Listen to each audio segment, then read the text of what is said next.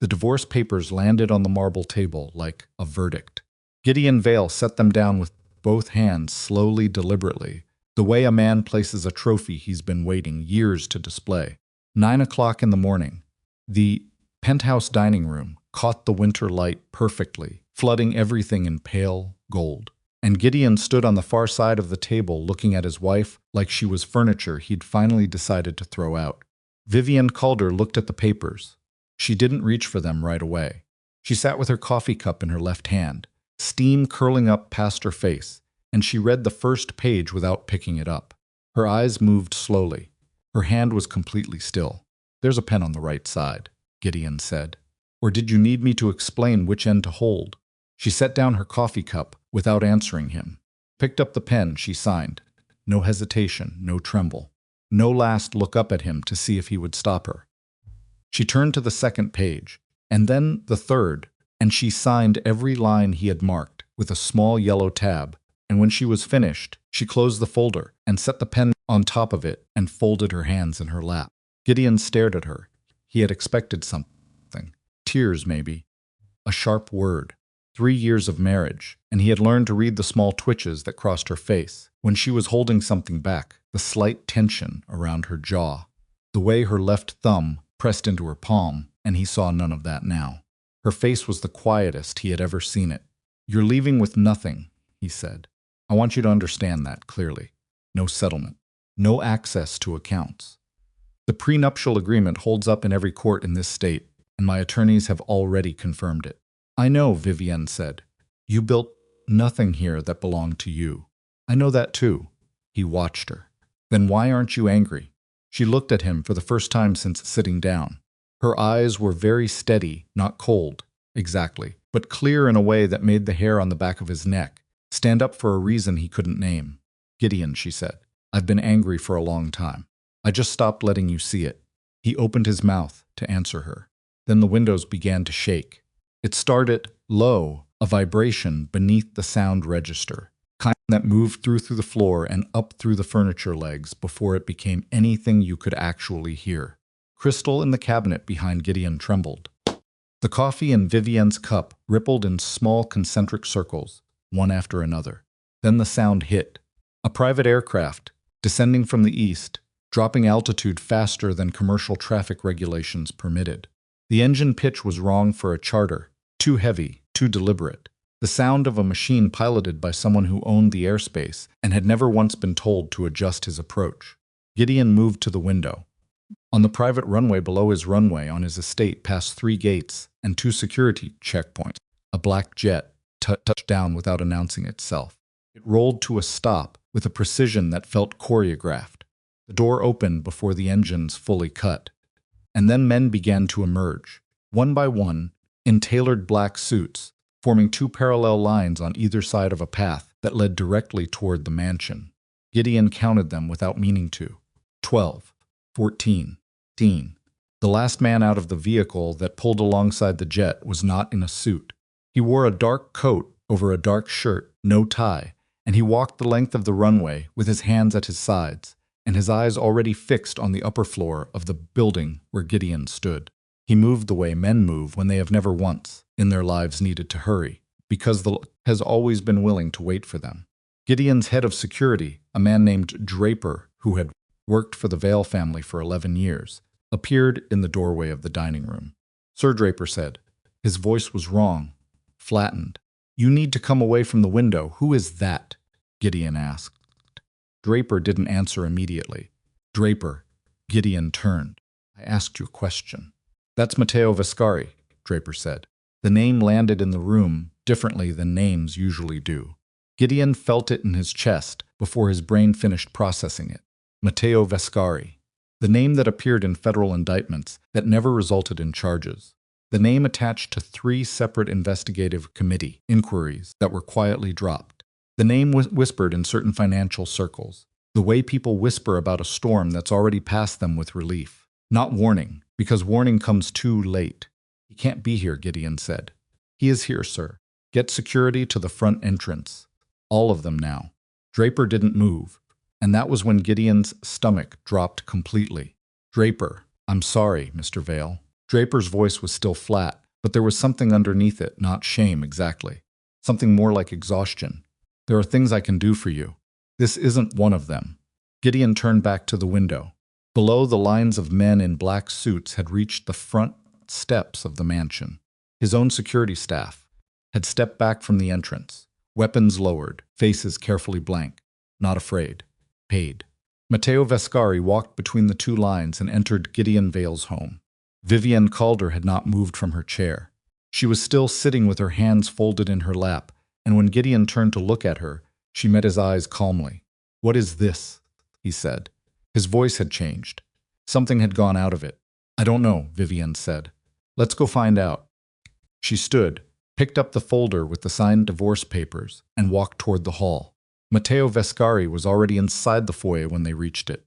He stood in the center of the marble floor and looked at the space around him, the way a man looks at something he's been told about for a long time, but is only now seeing for the first time. He held a single photograph, 8 by 10, black and white, the kind printed from a physical negative rather than a digital file. He held it at his side, face down. His eyes found Vivienne first. They did not find Gideon at all for another full 3 seconds, which was, Gideon would later understand, entirely intentional. "Your divorce is finalized?" Matteo asked. His voice was quieter than Gideon expected. That was the thing about men like him. Gideon would realize too late they don't need volume. The room does the work for them. "As of 9:15 this morning," Vivienne said. Matteo nodded once, slowly. "Good. Let the pause settle. Then there's nothing stopping me from taking my wife home." The word landed in the marble foyer and echoed. Gideon made a sound that wasn't quite a laugh, and wasn't quite anything else. He stopped. He looked at Vivienne. "What is he talking about?" Vivienne looked at Gideon with those same steady eyes. "You should sit down," she said. "I'm not going to." Gideon, her voice was the same tone she had used every time in their marriage, when she wanted him to stop embarrassing himself. "Sit down." He didn't sit down, but he stopped talking. Matteo turned the photograph over and held it up. It showed 2 people on a rooftop, somewhere that was not New York. The skyline in the background was older, the architecture European. A man, late 20s, with dark eyes and a jawline that matched the face Gideon was looking at now. And a woman beside him, younger, her hair different, her posture different, but unmistakable. Vivienne, 7 years ago. She was working for an investment security firm, based out of Frankfurt when we met, Matteo said. She was 26. I was 31.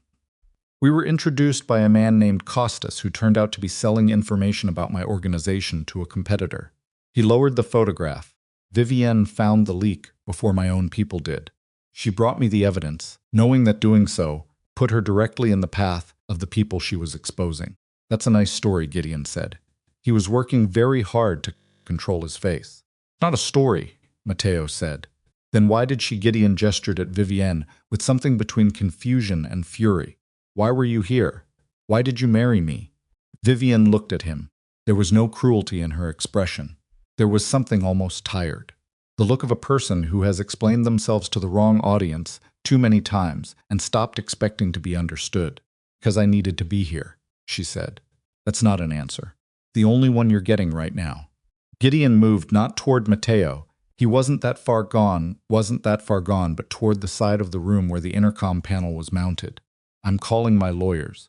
Whatever this is, it ends right now. This is my home. You are trespassing on private.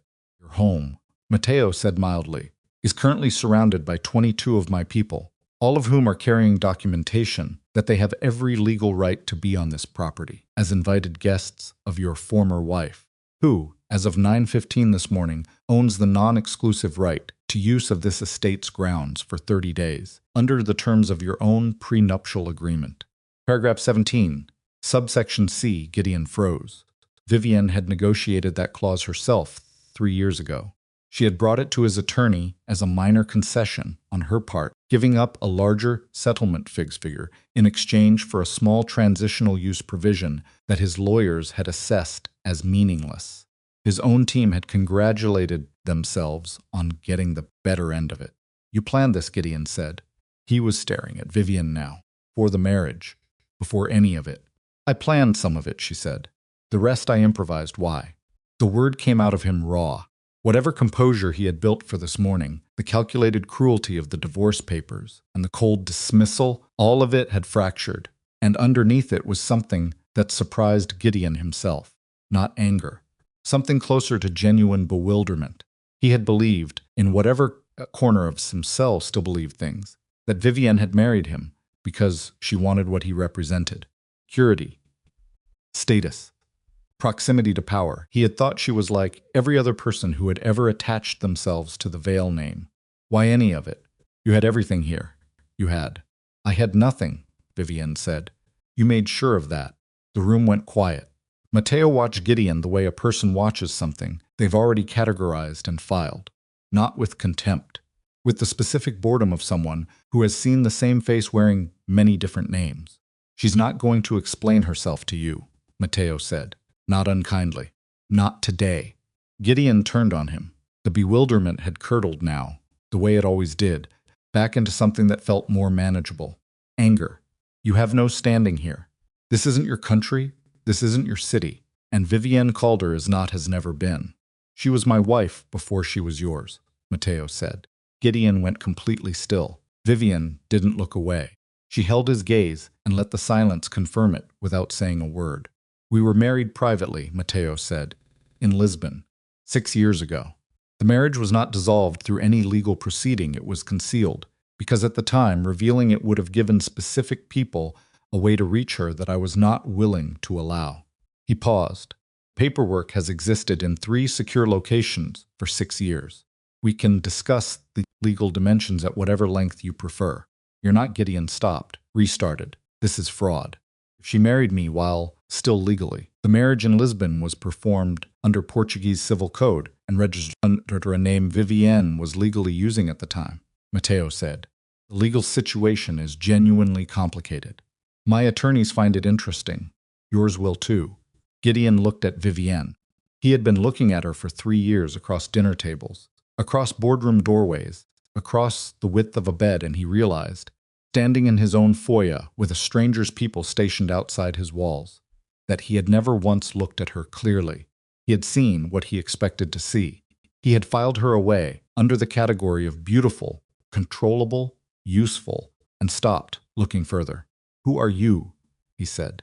It came out smaller than he intended. Vivienne tilted her head slightly. Not a smile. Something more precise than that. Vivienne Calder, she said. That part was always real. She set the divorce folder down on the foyer table, very deliberately, in the center of the inlaid wood surface. The rest, she said, we can discuss when your lawyers arrive. Gideon felt the room tilt slightly. Not the room himself. The sense that the ground under his feet was the same marble it had always been, but that something had shifted in the fundamental organization of the space around him. For 3 years, he had occupied this house as its center of gravity. People moved around him. People accommodated him. Even Vivienne, in her quiet, infuriating way, had always ultimately moved around him. She wasn't moving around him now. She was standing still, and the room was organized around her. He turned and walked out.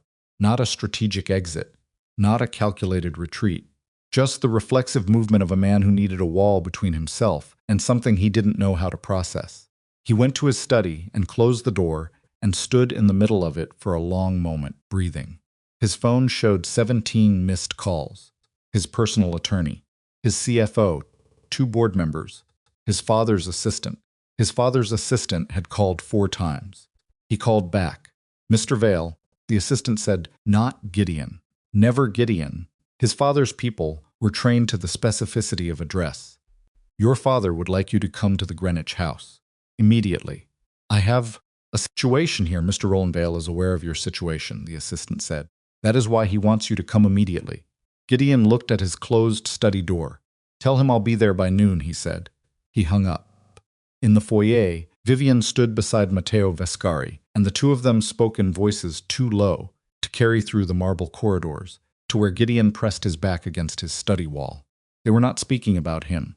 He somehow understood that, and it was worse than everything else. Vivienne said quietly, he's going to Greenwich. Matteo said, I know. That gives us 4 hours. Maybe 5 if Roland is playing theater. My people are already watching the Greenwich House. They can't move on it yet. I know. Matteo looked at her. Something shifted in his face, not softness exactly, but a careful attention, the kind that doesn't perform itself. Are you all right? Vivian thought about the question as though it deserved actual consideration. I signed papers this morning that dissolved the last 3 years of my life, she said. I'm not sure all right is the right category. Fair. I'll be all right, she said, when this is finished. Matteo nodded. He did not tell her everything would be fine. He did not offer her reassurance in the cheap currency of empty promises. He simply accepted what she said as exactly what it was. Vivienne noticed. She had spent 3 years with a man who could not accept a simple, honest answer without immediately reframing it to serve himself. 3 years of having her words processed and returned to her as versions of whatever Gideon had already decided to believe. Matteo just heard her. It was a small thing.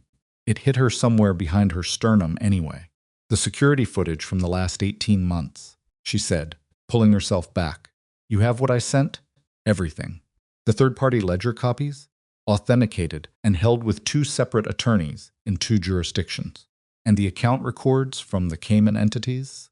Those are the ones your attorneys are currently filing with. Matteo checked his phone.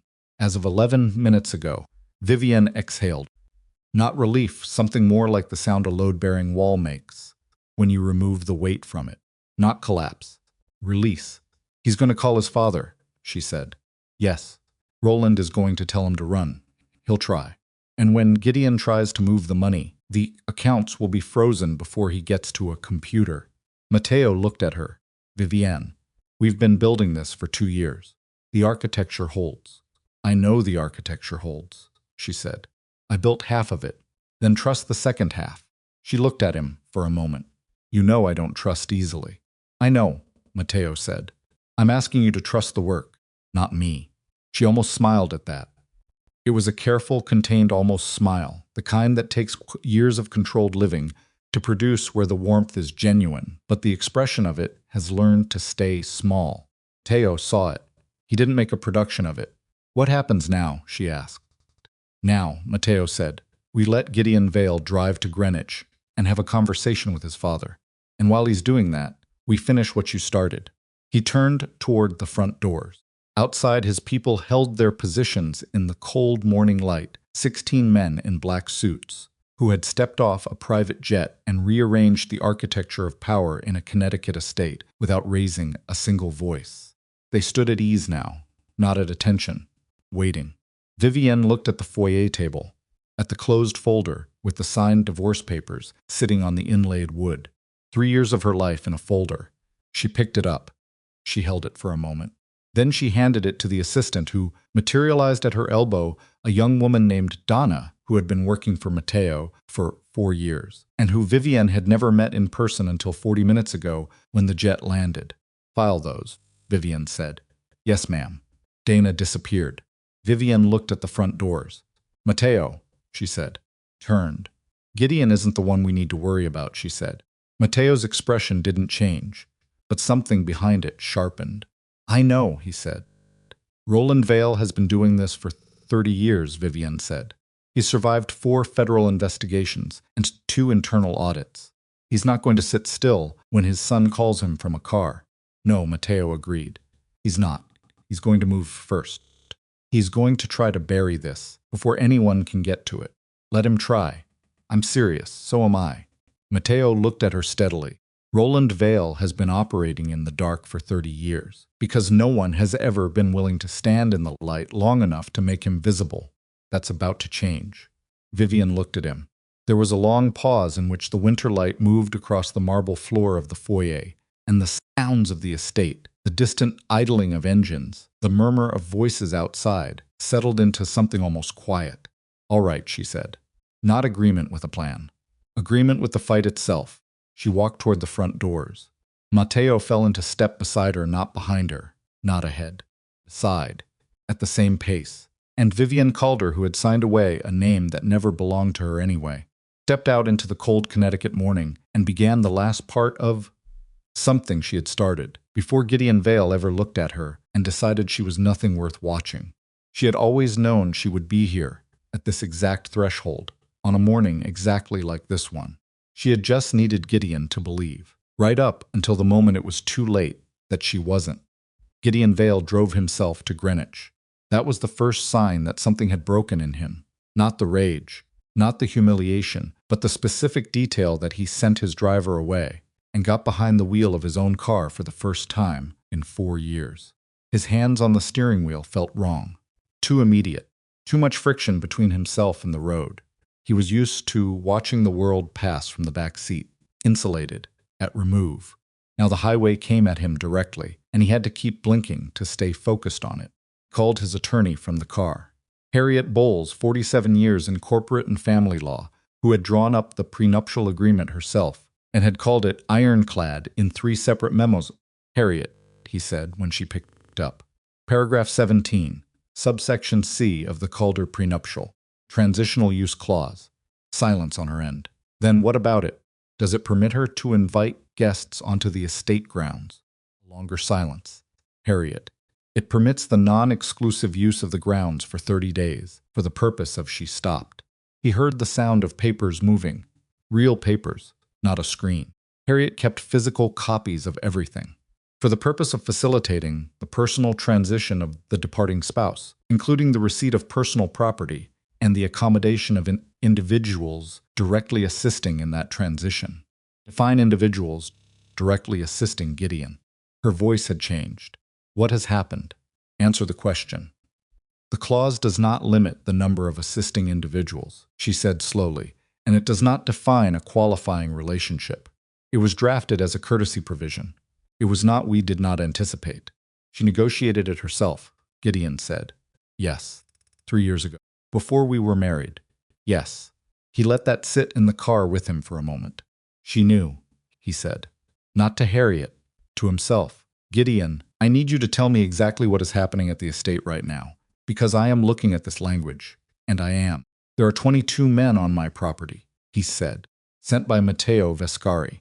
Standing inside a clause my wife negotiated before she ever said I do." The silence this time was different. Not the silence of someone thinking.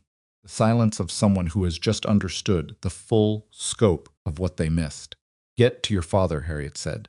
Her voice had gone very flat and very precise. "Do not speak to anyone else before you get to your father. Do not call the board. Do not contact the CFO. Go to Greenwich and do not stop. I'm already on the way." "Good." A pause. "Gideon, listen to me carefully.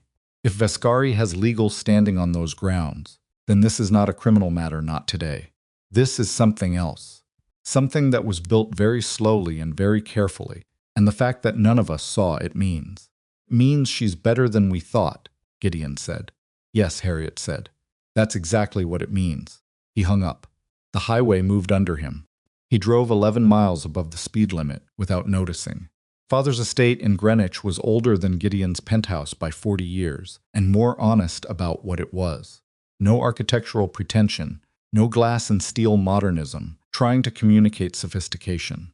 Roland Vale had built in stone and dark wood, in the language of people who had been powerful long enough to stop performing it. The gates were iron.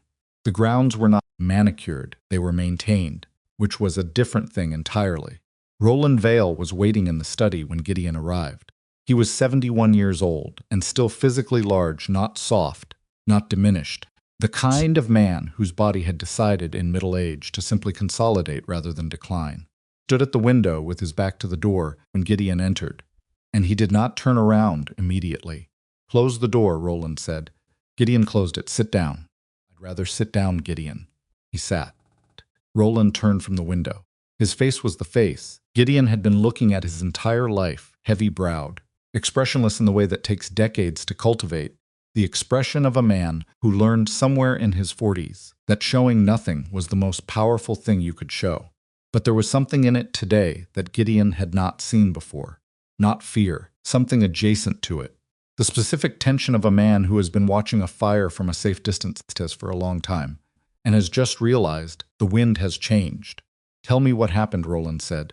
Gideon told him. All of it, the divorce papers, Vivian's silence, the jet, the men in the suits, the photograph, the claim about the Lisbon marriage. Told it flatly, without the anger he had felt in the moment, because sitting in this room with his father had always had the effect of cooling him down to something that felt more like shame than fury. Roland listened without interrupting. He stood in the center of the study with his hands at his sides and listened to every word. When Gideon finished, Roland was quiet for a long moment. "How much does she know?" Roland asked. Something in the phrasing stopped Gideon cold. "Not. What is Vescari doing here?" "Not. How do we get those men off the property?" "Not even. Are you all right?" The question his father asked, before anything else, in the first moment after hearing everything Gideon had just described, was, "How much does she know?" "What does that mean?" Gideon said. "It means what it means." "What would she know, Dad? What would there be to know?" Roland moved to the desk. He sat behind it with the deliberate weight of a man resettling onto familiar ground. This desk as territory, as position, as a surface between himself and a conversation he was choosing to control. "You were never supposed to marry her," Roland said. Gideon stared at him. "I'm telling you that now because the time for managing this quietly has passed." Roland's voice was level, not apologetic, explanatory, in the way of someone going over the terms of a contract. "When you brought her to me 3.5 years ago, when you told me you intended to marry Vivienne Calder, I had her investigated. Thoroughly. The firm I used is one I have used for 22 years. And they are not people who miss things." "And they missed things," Roland said. The fire in the study crackled. Gideon looked at his father across the desk and felt the room rearranging itself around him, the way the foyer had rearranged itself that morning, the same unsettling sensation of the floor being exactly where it always was, and the gravity being entirely wrong. "What things?" Gideon said. "Her background prior to Frankfurt was not clean," Roland said. "There are gaps, names that don't fully resolve, an employment history that holds up to a standard background check, but not to something deeper.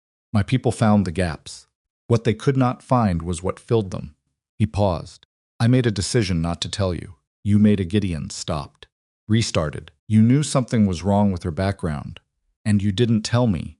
"I told you she was ambitious," Roland said. "I told you she was intelligent. I told you not to underestimate her. That is not the same as telling me." "No," Roland said. "It isn't." Gideon stood up from his chair. He moved to the fireplace because he needed to move, and there was nowhere to go in this room. He put one hand on the mantel and looked at the fire. "Why?" he said. "Because at the time, I had my own reasons for wanting her inside your household," Roland said. "Fire." Gideon watched it. "What reasons?" he said. Roland was quiet for exactly 4 seconds. Gideon counted them. "There is a situation," Roland said, "that has existed for approximately 8 years. Financial situation. The details are not. I am not going to walk you through the details in this room today because the details are not what matter right now. What matters is that a portion of the capital that built your company, Gideon, the early capital, the seed money, the rounds that got you to the IPO, a portion of that capital originated from a source that was not entirely legitimate." Gideon turned from the fire. He looked at his father. "How much?" he said. "Enough," Roland said. "How much?" 43 million, Roland said. "Over a period of 4 years. Laundered through 3 shell entities and 2 offshore instruments. Your company's books are clean. The money was clean by the time it touched your accounts. The origin is not. And the origin is Gideon already knew. Some part of him, the part that had been calculating since he left the state and driven miles over the speed limit, without noticing, had already assembled the answer. The origin is Vescari." Roland did not confirm it with a word. He confirmed it with his silence, which in this room, with this man, was the same thing. "You stole from the Vescari organization," Gideon said. "You laundered $43 million of their money through my company. I leveraged a financial relationship," Roland said, "that had previously been mutually productive and that deteriorated under circumstances. Don't." Gideon's voice came out flat and hard and completely unlike himself. "Don't do the language thing. Not right now. You stole from them." Roland's jaw tightened. The relationship became untenable. "So you took their money and put it in my company. I protected assets that were at risk of you put a target on my back." Gideon said, "And then you told me to marry a woman you knew was connected to the people you stole from because you wanted to know if they were coming." The fire crackled. Roland said nothing. She was your early warning system, Gideon said. You wanted her inside the house, so that if Vescari ever moved against us, you'd see it coming. That was part of the consideration, Roland said. Gideon laughed. It was a terrible sound, not humor, not release. Just the sound a person makes when the structure they have been living inside collapses, and they suddenly understand the shape of the rubble. She saw it coming too, he said. She just didn't warn you. Roland's face shifted. Something moved across it that he couldn't fully suppress. That would appear to be the case. She was never here for you. She was never even here for me. Gideon ran his hand across his face. She was here for him. She was gathering everything she needed to bring the whole thing down, and she sat at my dinner table for 3 years, and neither of us saw it. I saw something, Roland said. I saw enough to know she needed to go. You're the one who pushed for the divorce, Gideon said. Yes. You told me she was making me look weak. You told me the board was losing confidence because of her. You spent 6 months convincing me to cut her loose. He looked at his father. You were trying to get her out before she finished. I was trying to limit the exposure, Roland said. And for the first time there was something in his voice that wasn't controlled, not quite desperation. The sound of a man who has been managing a problem for so long that the management has become its own kind of exhaustion. I was trying to get her out of this before she could. Before she could what? Gideon said. Before she could do exactly what she just did this morning. You're too late, Dad. Whatever she was building, it's built. Vescari didn't fly in on a private jet to negotiate. Roland stood up from behind the desk. He moved to the window, the same window, where he'd been standing when Gideon came in, and he looked out at the grounds, the iron gates, the stone walls, the life he had built over 40 years of decisions that had seemed individually justifiable and had accumulated into something he hadn't intended to be standing inside. I need to know what she took, Roland said. I don't know what she took. Then find out. Roland turned. His face had set again, the controlled blankness back, the armor reassembled over whatever had cracked through in the last 10 minutes. Call your IT director. Get into the access logs for every system she had permission to touch. Financial records, communications, client files, everything. If she's been inside our systems for 3 years, I don't want to hear what she might have done, Roland said sharply. I want to know what she actually did. There's a difference. One of those is a problem. The other is evidence. Gideon's phone buzzed. He looked at it. Unknown number. He almost didn't answer. Then something instinct, or the exhausted curiosity of a man who has already had the worst morning of his life and can't imagine what more there is, made him pick up. Mr. Vale, said a voice he didn't recognize. Male, middle-aged, with the careful diction of someone who had been trained to speak in ways that could not be quoted later. My name is not important. What I have to tell you is, you have approximately 90 minutes before federal agents execute a search warrant on your Greenwich property. Gideon went cold. Who is this? Someone who is not entirely aligned with either party in your current situation, the voice said, and who has a specific interest in ensuring that certain documents do not leave your father's estate before they can be independently reviewed. What documents? Ask your father about the Meridian correspondence, the voice said. Ask him about the communication from November of 8 years ago. Then decide how aligned you are with his interests. The line went dead. Gideon lowered the phone. He looked at his father. Roland was watching him with that careful, contained expression, watching the phone, watching Gideon's face. The Meridian correspondence, Gideon said. Roland went very still.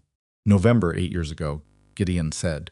Stillness in Roland's body had become something different. Not the stillness of control. The stillness of a man who has been standing on a frozen lake and has just heard the crack begin. Who told you that? Roland said. What is it? Who was on the phone? What is the Meridian correspondence, Dad? Roland moved to the desk. He opened the bottom drawer, not the top, where documents were kept, but the bottom, where nothing was supposed to be kept, and he removed a phone.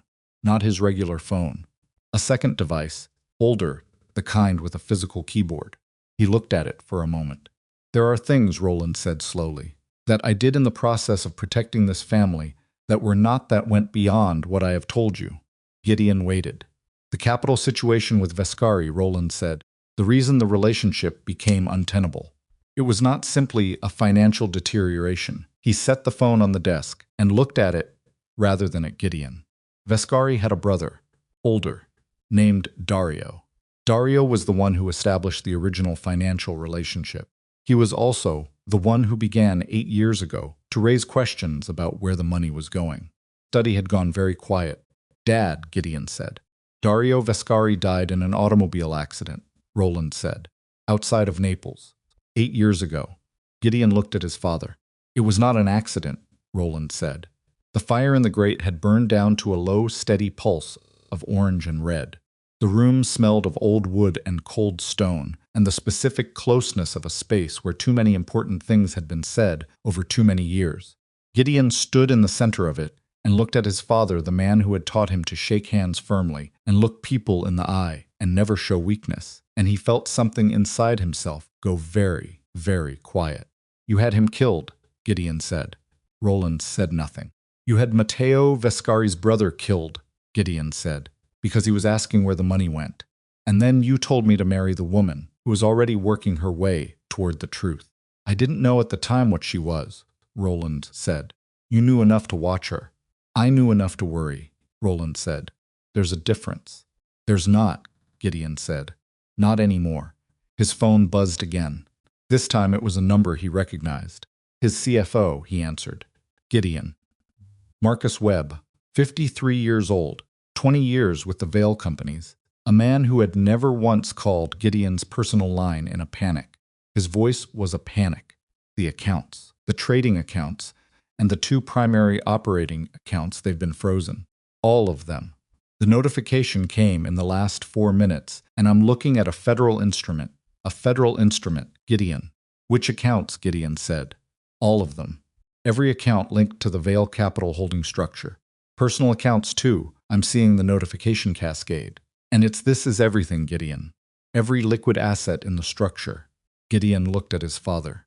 Roland had heard enough from his side of the room to understand. "Cayman entities too?" Gideon said into the phone. The pause on Marcus's end was the kind that happens when someone has to confirm something they cannot believe they are confirming. "Yes," Marcus said. "The Cayman entities too." Vivian's voice came back to him, and not from this morning, but from 18 months ago, in the library of their penthouse, when she had asked him, casually, in the way she asked things that he always answered, because they always seemed so harmless, about the structure of the offshore holding company. He had told her it was complicated. She had smiled and said she was sure she could follow along. He had explained it, all of it, the entities, the nested ownership structure, the Cayman instruments. He had explained it because he liked explaining things to her, and because he had never once in all that time understood that she was not asking to understand. She was asking to document. "Marcus," Gideon said, "don't do anything. Don't make any calls. Don't move any." He stopped. "Actually, it doesn't matter. You can't move anything. Just stay where you are. I'll call you back." He hung up. Roland was at the desk again. He had opened a laptop and was typing rapidly, and Gideon recognized the specific forward lean of his posture, the posture of a man trying to get ahead of something. "It's done," Gideon said. "Whatever you're trying to do, it's done. She already filed. The accounts are frozen." Roland kept typing. "Dad." Gideon moved to the desk. He put his hand flat on the laptop screen and pushed it down. "Stop. Look at me." Roland looked at him. "We have 90 minutes before federal agents come through those gates," Gideon said. "You just told me you arranged the murder of a man whose brother is currently standing in my foyer with 22 armed people and a legal right to be there. The accounts are frozen. The Cayman entities are frozen. Vivienne has been inside our systems for 3 years, and she is not on our side." He took a breath. "Tell me what's in the Meridian correspondence." Roland looked at him for a long moment. Then he looked away. "It's a communication," Roland said, "between myself and the people I hired to handle the Naples situation." In writing, Gideon said, I was not thinking clearly about documentation at the time." "You put a murder order in writing," Gideon said. "It's not explicit," Roland said. "Requires interpretation." "Vivian has been interpreting your documents for 3 years," Gideon said. "I promise you, whatever interpretation she's arrived at is not the favorable one." Roland closed his eyes. "Just for a moment." just long enough for something to move across his face that Gideon had never seen there before in 71 years of being his son. It looked, Gideon thought, like a man finally setting down something very heavy. "There is a safety deposit box," Roland said. "In a branch on Elm Street, box number 417. The key is in the frame of the painting behind the desk." Gideon looked at the painting. Landscape, oil, 19th century. He had sat in this study his entire life and never wondered about the frame. "The original Meridian documents are in that box," Roland said, "along with 3 other sets of correspondence that will need to be reviewed by an attorney before any federal." "I'm not going to the box," Gideon said. Roland opened his eyes. "What?" "I'm not getting the documents for you," Gideon said. "I'm not destroying them. I'm not helping you run." "Gideon, you used me," Gideon said. "You put stolen money in my company. You had a man killed and put it in writing. You told me to divorce my wife because she was getting too close. And when I did exactly what you said, the whole thing came down on us anyway." He looked at his father across the desk. They had sat across from each other. At so many times, for so many meals, over so many years of Gideon, believing this was simply how the world worked. "I'm done cleaning up after you." Roland stared at him. Gideon picked up his phone. He dialed Harriet. "Harriet," he said when she answered, "I need you in Greenwich now. Bring whoever you need. And when you get here," he looked at his father, who was looking back at him with an expression Gideon had never seen on that face before and would never fully be able to name. "Afterward, I'm going to tell you everything I know about the Meridian correspondence. And you are going to advise me on how to cooperate with whatever federal proceeding is about to begin." He hung up. The study was completely silent. Roland Vale sat behind his desk in the room he had built his empire from and looked at his son across 40 years of carefully constructed distance. "You don't understand what you're doing," Roland said. "No," Gideon said. "For the first time in my life, I think I actually do." He walked to the door. He opened it. In the corridor outside, 2 men in dark coats stood with the particular stillness of people who have been waiting for a specific moment to arrive. They were not Roland's people. They had come through the side entrance 40 minutes arrived, paid and positioned by someone who had understood that Greenwich would be the next move before Gideon's car had left the estate. One of them looked at Gideon. "Mr. Vale," he said, "you'll want to step to the side."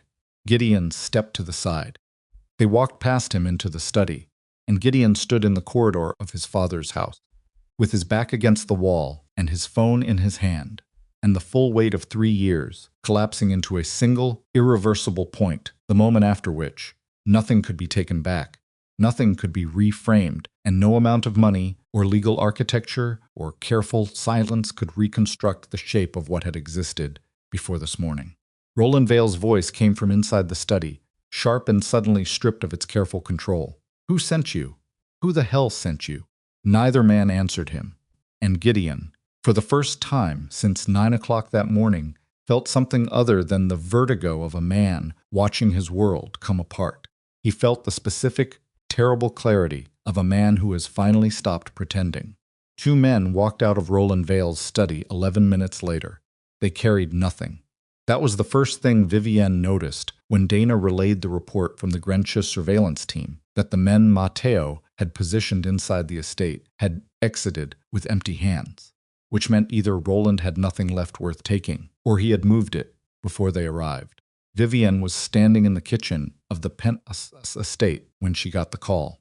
Not the formal kitchen, the smaller one at the back of the service corridor. The one she had used every morning for 3 years to make coffee before the household staff arrived, because she had always needed 30 minutes of silence before she could put on the version of herself that functioned inside Gideon Vale's life. She was standing at the counter with both hands flat on the cold marble and her phone pressed between her ear and her shoulder. "Empty hands," she said. "Both of them," Dana confirmed. They went through the study for 11 minutes and came out clean. Roland moved the Meridian documents. "That's my read." "When?" "Has to be before we got people into position. Before Gideon even left the estate this morning." Dana paused, which means he knew. Vivienne lifted her hands off the counter. She looked at them for a moment, the steadiness of them, the absence of tremor, and then she set the phone flat on the marble and looked at the wall. Roland knew. Not suspected. Not worried. Knew. Knew specifically enough to move physical documents out of a safety deposit box before 9 o'clock in the morning, which meant he had known before the divorce papers were signed, which meant someone had told him. Someone inside her timeline had told him. She picked the phone back up. "Get Matteo," she said. "He's already now, Dana." Matteo came on the line 40 seconds later. She could hear the ambient sound of the estate grounds. Behind him, low voices, the crunch of gravel, the particular outdoor quiet of a Connecticut winter morning. "The documents are gone," Vivian said. A beat. Gone as in moved, or gone as in destroyed. Moved. He knew we were coming for them. Another beat. Longer. "How long have you known about the Meridian correspondence?" Matteo asked. 14 months, Vivian said. "I found the reference in Roland's personal communication archive, a backup that was supposed to have been deleted. I've been building toward those documents since then. Every financial record I pulled, every account structure I mapped it, was all in service of having enough corroborating material that the Meridian letters could stand up in a federal proceeding even without physical originals. Who knew you had the reference? On my side? You. Dana, the attorney in Zurich. And on Roland's side, apparently, someone who shouldn't," Matteo said. Vivienne walked out of the kitchen and into the service corridor. She moved without thinking about where she was going, just movement, because standing still while her brain was running. This fast felt physically wrong, like trying to hold water in a closed fist. "I need to know if it's Dana," she said. Silence on Matteo's end, the kind of silence that is not empty. "Matteo, I've had the same thought," he said quietly. Since the Greenwich call, Dana had been with Matteo for 4 years. Dana had been the one to position the Greenwich team. Dana had known the timeline, the exact sequence of the morning, for 3 weeks. She could have warned him last night, Vivian says. Yes. She could have given him a 12-hour window. Yes. Is she still in the building? She's standing 20 feet from me, Matteo said. His voice was so controlled it barely registered as human speech. He has been for the last hour. Vivienne stopped walking. She was in the middle of the service corridor with a supply closet door on her left and a fire exit on her right and the ceiling lights buzzing faintly overhead, and she stood there and worked through it. If Dana had warned Roland, Roland had moved the documents. Without the physical originals, the Meridian correspondence existed only as a reference in a backup file, suggestive, damning in context, but not sufficient on its own for a criminal proceeding. The financial records were solid. The account structures were documented. Frozen accounts were real. But the centerpiece of what Vivienne had been building, the direct link between Roland Vale and Dario Vescari's death, lived in those letters. Without them, Roland could survive this, not intact, not unscathed, but alive legally in the way that mattered. Don't let her out of your sight, Vivienne said. I haven't, Matteo said, and don't let her know you suspect. Vivienne. A pause. I've been doing this longer than you have. She started moving again, back toward the main corridor, toward the staircase, toward the control room on the second floor, where she had spent the last 3 years building a surveillance architecture inside Gideon Vale's house that he had paid for himself and never once understood the purpose of. I need access to Dana's communications for the last 72 hours, she said. Personal phone, encrypted apps, everything. I'll need a reason to take her device without alerting her. Tell her there's a security protocol. Tell her all devices are being cleared before the federal window closes. She'll believe it if she thinks we don't suspect. And if she doesn't hand it over, then we have our answer, Vivienne said, and we handle it differently. Climbed the stairs. The second floor of the estate was quiet. Matteo's people were holding the perimeter, and the household staff had been sent home before 9. Control room was the third door on the left, behind a panel that looked like a linen closet, and Vivienne pushed it open and stepped inside. 3 screens, a server rack, a filing system that appeared to be a collection of external drives, but was in fact a tiered archive of 4 years of data collection. She sat down in front of the center screen and began pulling up the communication logs. She found it in 11 minutes. Not Dana's device, her own. The breach was not a person. It was a ghost, a passive monitoring program embedded in the encrypted channel she used to communicate with her Zurich attorney, installed at some point in the last 6 weeks at a level of technical sophistication that she had not anticipated and should have. It had been reading outbound messages. Not all of them. Specific ones filtered by keyword, by date range, by sender. Someone had known exactly what to look for. Vivienne sat back in her chair. She looked at the screen. The monitoring program had a signature faint, obfuscated, but there. And when she traced the signature backward through 3 proxy layers and 2 false endpoints, she arrived at a server address she recognized. It was not Roland Vale's infrastructure. It was Matteo's. She sat completely still for a long moment. The server address resolved to a node in Matteo's secondary communications network, the one he used for operations that ran parallel to his main organization. The one she had never been given direct access to, but had been aware of in the abstract, the way you are aware of a room in a house where the door is always closed. Her hands were flat on the desk. She was breathing evenly. She looked at the address again. It was possible this was a frame, something planted to look like Matteo's infrastructure. It was possible someone with enough technical sophistication had spoofed the signature. It was possible she was looking at a layer of misdirection designed specifically to fracture her trust, at the moment when trust was the only functional currency she had left. Possible. She pulled up the server logs. The monitoring program had relayed its first intercept on the 14th of the previous month. The intercept contained her message to the Zurich attorney about the Meridian correspondence, the exact message, the exact date, the exact language. It had been relayed to the node within 40 seconds of transmission. 4 hours after that relay, Roland Vale's personal assistant had made a call to a private security firm in Philadelphia, a firm that specialized in document retrieval and physical asset protection. 4 hours. The chain was clean, and it was damning, and it went directly through Matteo Vescari's secondary network. Vivienne stood up from the chair. She did not slam anything. She did not make a sound. She stood up from the chair with the careful, deliberate movement of someone managing a response that is too large for the available space. And she walked to the small window at the far end of the control room that looked out over the back grounds. She could see Matteo from here. He was standing near the edge of the runway, phone at his ear, and even from this distance and this angle, she could read the specific set of his posture, the weight slightly forward, the hands still, the attention absolute. The posture of a man who was entirely present in whatever conversation he was having. She had trusted that posture. She had built 3 years of her life around the assumption that when Matteo said he was beside her, he was beside her. She looked at the server address on the screen. She looked at him through the window, picked up her phone and called the Zurich attorney directly. He picked up on the second ring. Vivienne, the relay on the 14th, she said. My message about the Meridian correspondence. Walk me through the encryption handshake on your end.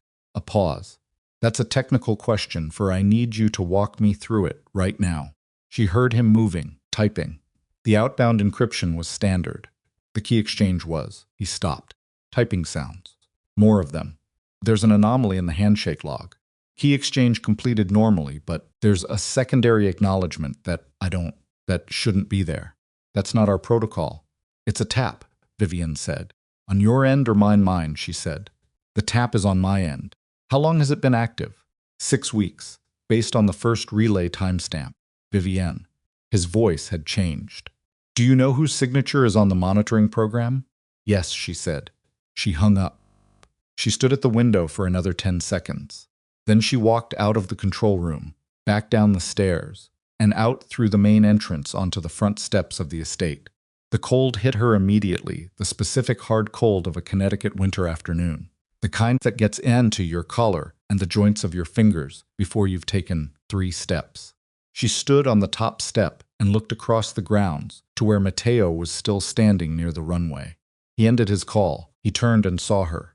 He read something in her posture from 40 yards away and started walking toward her. She walked toward him. They met in the middle of the front path on the gravel between the house and the runway, close enough to speak without raising their voices, far enough from his men that no one could hear. Vivienne looked at him. Tell me about the secondary network node, she said. Matteo's face didn't move. Not a twitch, not a flicker. He looked at her with those steady dark eyes and said nothing for a long moment. Which node, he said. You know which one. He looked at her. How did you find it? Not what are you talking about? Not, I don't know what you mean. How did you find it? An admission wrapped in a question, which was, Vivian thought distantly, exactly the kind of answer a man gives when he knows the game is over and is still trying to understand how it ended. The monitoring program had your signature, she said. I traced it through 3 proxies. The proxies were supposed to resolve to a dead end. They weren't good enough. He exhaled through his nose. Small sound. Almost nothing. No, he said. Apparently not. You've been reading my communications for 6 weeks, she said. Yes. You relayed my message about the Meridian correspondence. Yes. To who? Not a question. A demand. The specific demand of someone who is holding themselves together by the precision of the words they are using. Matteo looked at the ground for a moment. Just a moment. Then he looked back at her. There is a third party in this situation that I have not told you about, he said. A party that has an interest in the outcome that is separate from yours and separate from mine. Who? A man named Ferris, Matteo said. He runs a competing intelligence operation on the East Coast. He has been aware of your investigation into the Veil organization for approximately 4 months. He came to me 8 weeks ago with a proposition. What proposition? He wanted the Meridian letters, Matteo said. Specifically, not for federal prosecution, he has his own uses for them. He offered me something in exchange. Vivian waited. Information about who ordered the hit on my brother, Matteo said. She went very still. He told you it was Roland, she said. He confirmed it, Matteo said. With documentation I hadn't been able to access on my own. He had the Naples contact's full communication chain. Names, dates, payment routes, everything. And in exchange, you let him tap my channel, Vivian said, so he could intercept the Meridian correspondence before we could use it. The arrangement was that he would intercept the reference, learn the location, the safety deposit, and box the documents independently, Matteo said, before your federal filing, before Roland could move them. But Roland moved them first, Vivian said, because Ferris's intercept spooked him. Yes, so Ferris got nothing, Vivian said, and I lost the centerpiece of a 3-year investigation. Yes. She looked at him. She looked at him with the specific attention of someone who is trying to determine whether what they are seeing is the whole of what is there, or only the part that has been permitted to be visible. Thing, she said. Something moved in his face. Matteo, her voice was very quiet. Is that everything? He looked at her for a long moment. Ferris also has your location, he said. He's been tracking your movements for 4 weeks. I didn't agree to that. That was outside the arrangement. Cold air moved across the gravel path between them. He's been tracking me, she said. I found out 48 hours ago, and you didn't tell me. I was trying to find a way to. You didn't tell me, she said it without inflection. Flat and final, like a door closing. A man with unknown intentions has known my location for 4 weeks. And you sat across from me this morning and talked about trust, and you didn't tell me. Matteo said nothing. What does Ferris want? She said. The Meridian letters were. They were only part of it, Matteo said. He wants what the letters connect to. There are names in the Meridian correspondence that go beyond Roland Vale. Names of people Roland worked with, people who are still operating. Who? I don't have all of them. But Ferris does. Matteo's voice had changed, not softer, but stripped of the control that usually organized it. The way a structure looks different when you remove the facing and see the actual load-bearing components underneath. He came to me because he knew I wanted Dario's killers. He knew I would do almost anything for that. Almost, Vivienne said. I didn't give him your identity, Matteo said. He found that on his own, and I didn't agree to your location tracking. Those were things he did unilaterally. Those are very specific lines to draw when you already agreed to let him intercept my private communications, she said. He didn't answer that. There was nothing to answer it with. Vivienne turned away from him. She looked.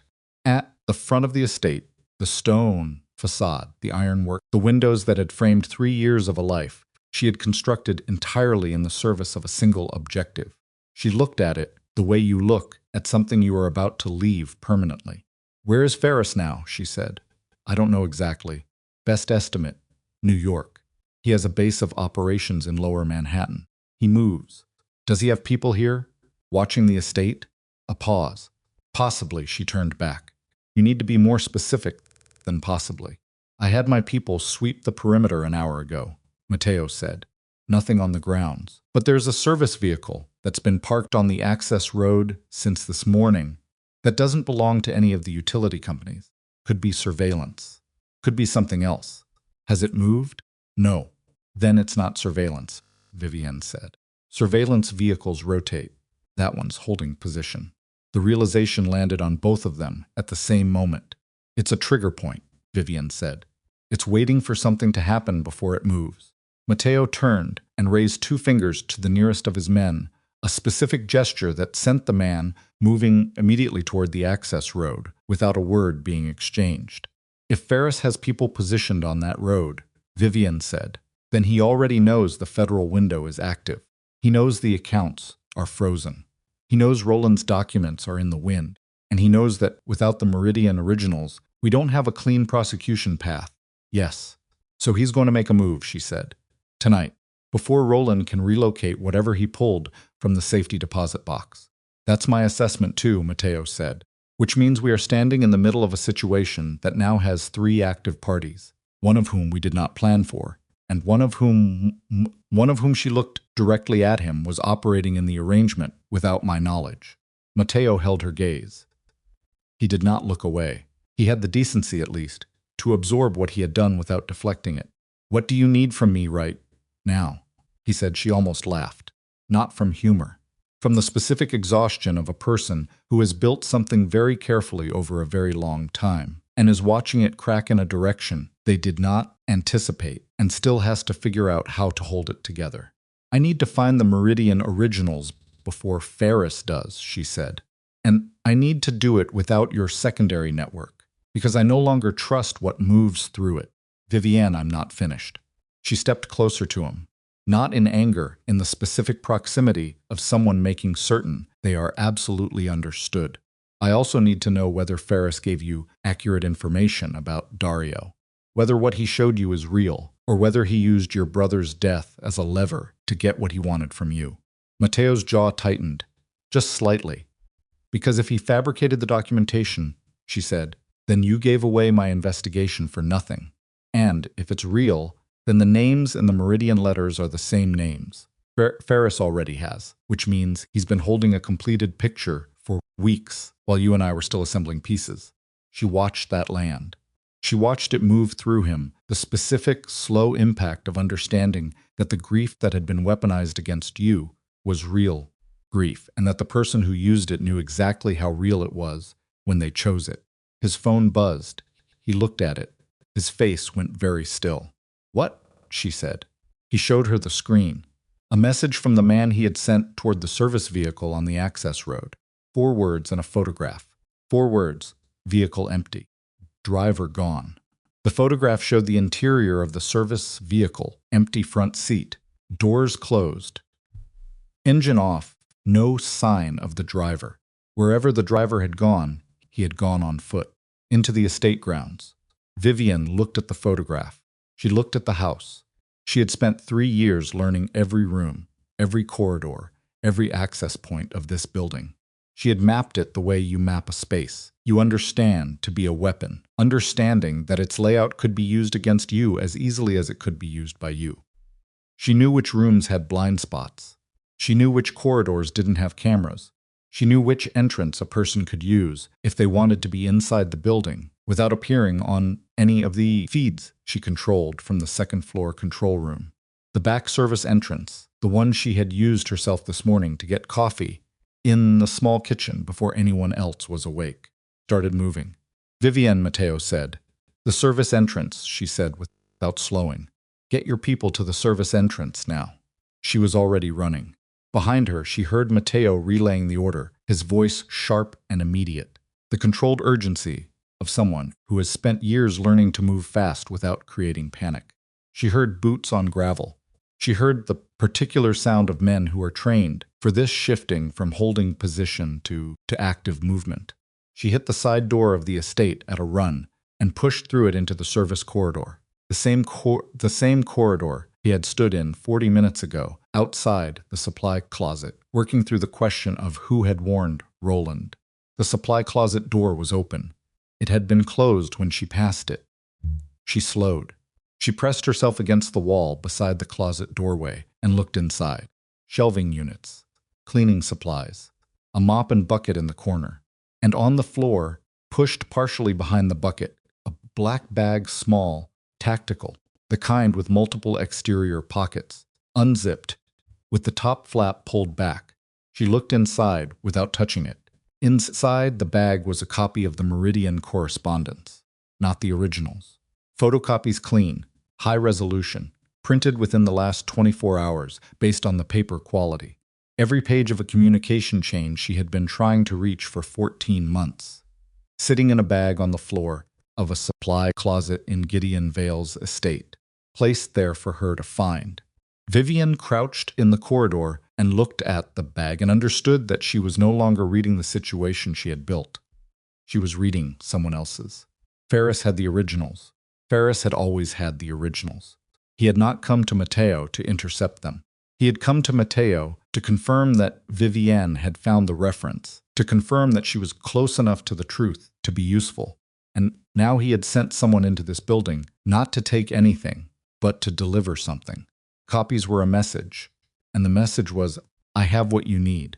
Come and get it on my terms." She heard footsteps in the corridor behind her, Matteo's people, moving through the service entrance. She heard Matteo's own footsteps, faster than the others, and then he was beside her. Crouched in the corridor, looking at the bag. He looked at it for a long moment. "He was never the enemy," Matteo said quietly. "No," Vivian said. "He was the variable I didn't account for." Stood up. Her hands were steady. Her breath was even. Her mind was running very fast through a terrain that had completely changed shape in the last 40 minutes. Mapping new routes through a landscape where every assumption she had been moving by was now suspect, where the man she had decided to trust had made a decision behind her back that had cost her the centerpiece of 3 years of work, where an unknown party had been watching her long enough to know exactly when and how to make himself indispensable. She was at the lowest point she had been in 3 years. She looked at the copies of the Meridian correspondence on the floor of the supply closet. Supply. She looked at Matteo. "Get your car," she said. "Where are we going?" "Wherever Ferris is," she said.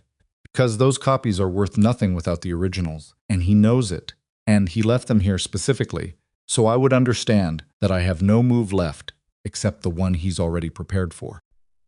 She looked at the corridor ahead of her, the familiar layout of this house, the walls she had memorized, the space she had turned into the architecture of a plan that was now bent entirely out of its original shape. "Which means," she said, "we go to him on his terms, and we find a way to make them ours before he understands. That's what we're doing." The address came 40 minutes after they found the bag, not from Ferris directly.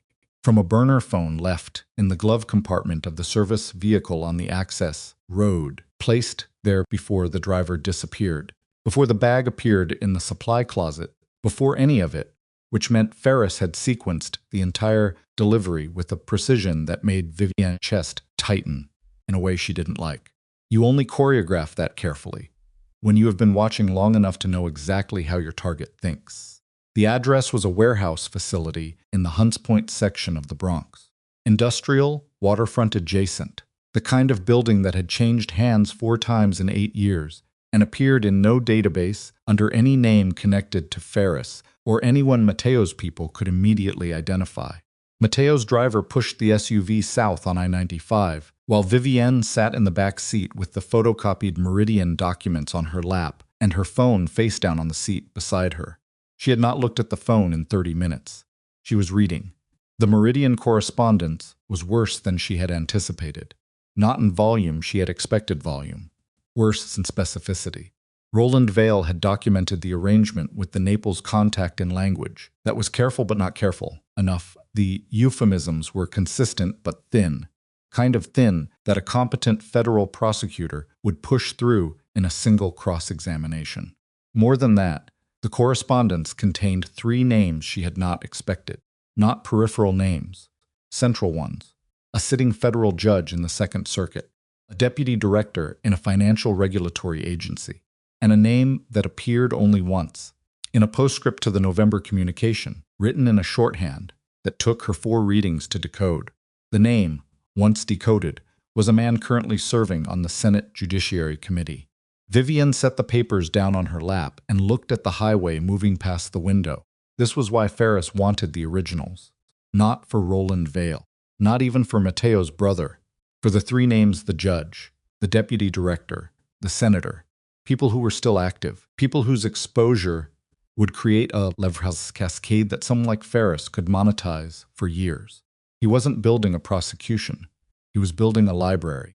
"Mateo," she said. He was in the front passenger seat. He turned. "The 3 names in the November postscript," she said. "Did Ferris show you those when he came to you 8 weeks ago?" Mateo's expression told her the answer before he spoke.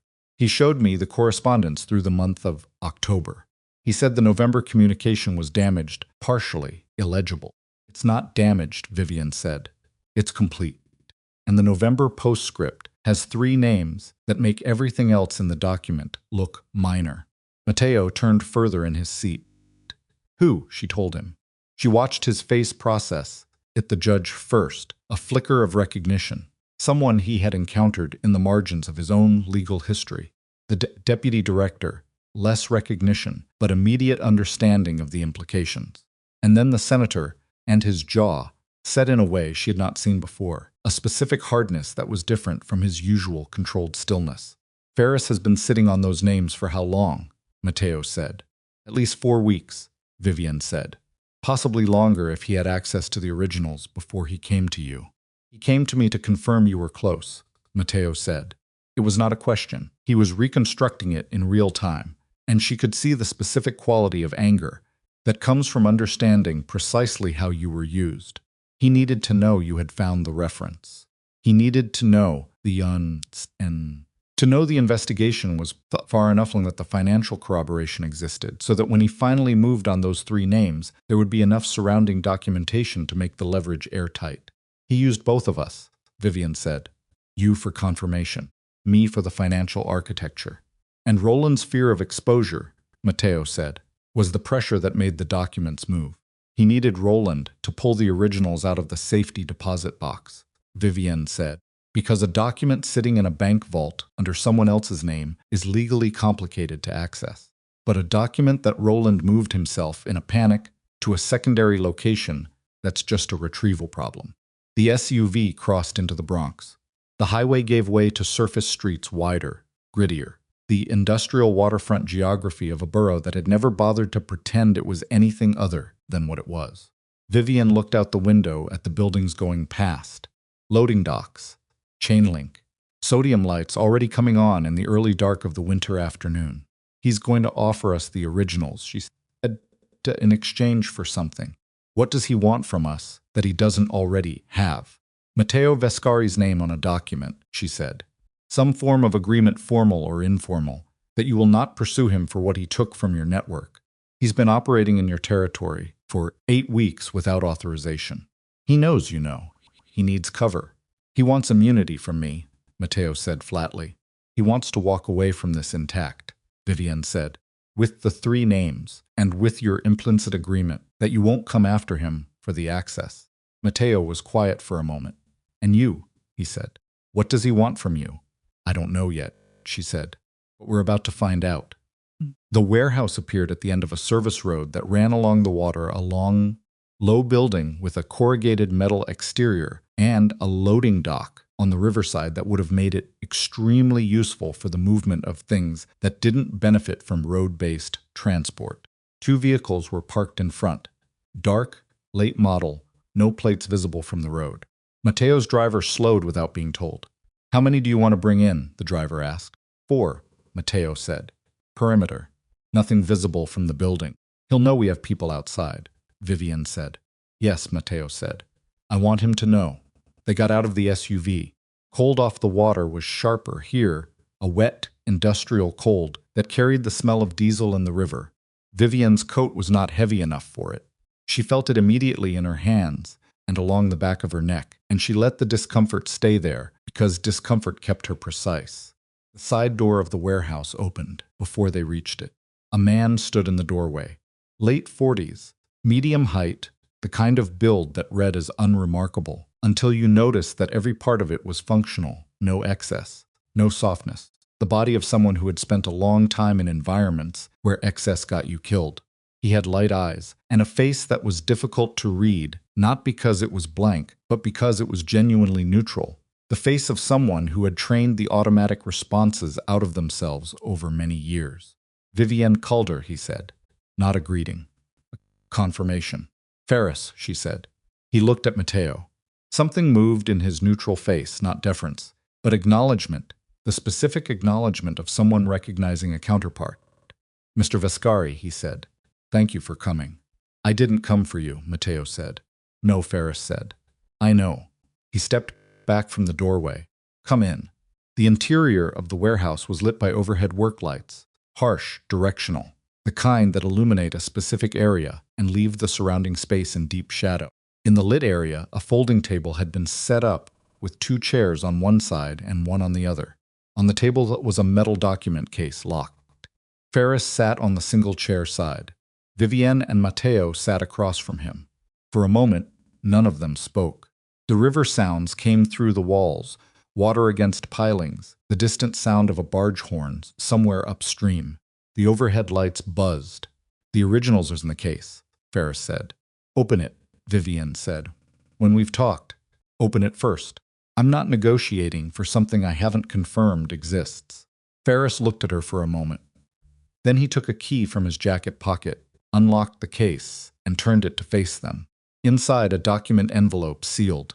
She could see the age of the paper through the envelope's translucent face, the specific yellowing of documents that had been handled and stored and handled again over years. She did not reach for them. Talk, she said. The 3 names in the November postscript, Ferris said. You've read the copies? Yes. Then you know what those names represent. I know what you think they represent, Vivienne said. Tell me what you actually want. Ferris leaned back slightly in his chair. The neutral face organized itself into something that was almost thoughtful. I've been building a file on the network that connects those 3 names for 4 years, he said. The meridian correspondence is the connective tissue. Without it, I have 3 powerful people and a set of circumstantial financial trails that any competent defense attorney dismantles in 2 days. With it, I have a case that holds. A case in what proceeding? Vivienne said. Not federal, Ferris said. The judge in the Second Circuit makes federal prosecution complicated in ways you can probably appreciate. Private leverage, she said. Strategic disclosure, he said. To parties who have a documented interest in the exposure of those 3 individuals. You're going to sell it, Matteo said.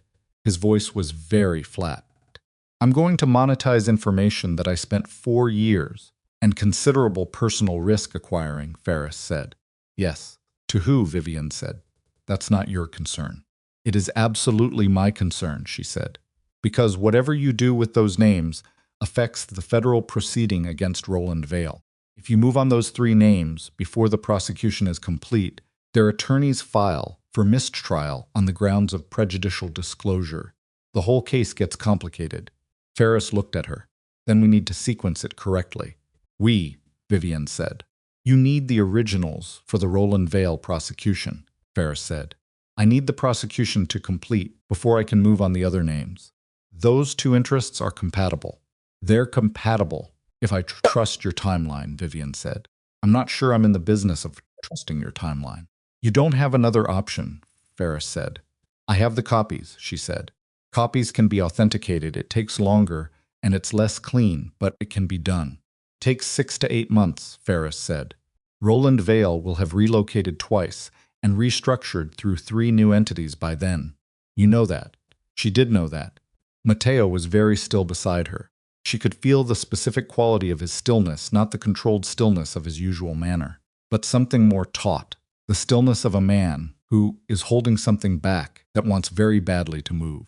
What do you want from him? She said, nodding slightly toward Matteo. Ferris looked at Matteo. Non-interference, he said. I operated in your network without authorization for 8 weeks. I used your infrastructure to access communications I was not entitled to access. I want a stated agreement that you will not pursue those actions through whatever channels you would normally pursue them. You want me to let it go, Matteo said. I want a clean exit from this situation, Ferris said. And from me? Vivian said. Ferris looked at her. The neutral face stayed neutral, but something behind it shifted a quality of attention that had not been present when he was talking to Matteo. From you, he said slowly. I want something different. She waited. I want you to come work for me, he said. The warehouse hummed. The lights buzzed. Somewhere on the river, the barge horn sounded again, further away now. No, she said, immediately flatly, without a breath of consideration. You've been operating inside someone else's structure your entire career, Ferris said. Frankfurt, then Vescari's network, then Vale's household. You have never once built anything for yourself. I'm in the process of changing that, she said. With what resources? Ferris said. The frozen Vale accounts generate legal fees and nothing else. Your financial intelligence is excellent, but it requires infrastructure to monetize. I have the infrastructure. You have a leverage operation, she said. That is not infrastructure. That is a liability with a countdown timer. Everything is a liability with a countdown timer, Ferris said. Question is whether the return justifies the exposure window. The answer is no, she said. Final answer. What else? Ferris looked at her for a long moment. Then something happened in his face, not quite a smile, and not quite resignation. Something between them. The expression of a man who made an offer he expected to be declined, and is not surprised, but still had to make it. The Meridian Originals in exchange for Vescari's non-interference agreement, he said. That's the transaction. And my timeline is protected, Vivian said. You don't move on the 3 names until Roland Vale's prosecution is complete. 60 days, Ferris said. I'll give you 60 days. 90, she said. 75. Done, she said.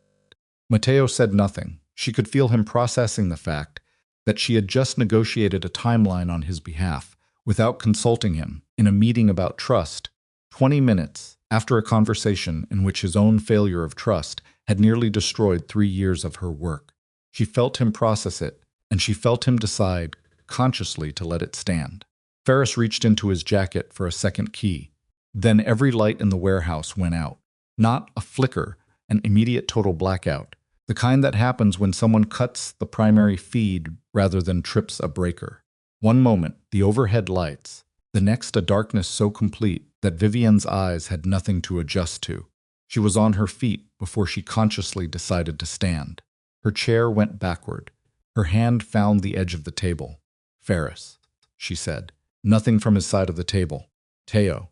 She moved her hand along the table edge toward where he had been sitting. His hand found her wrist in the dark, a grip.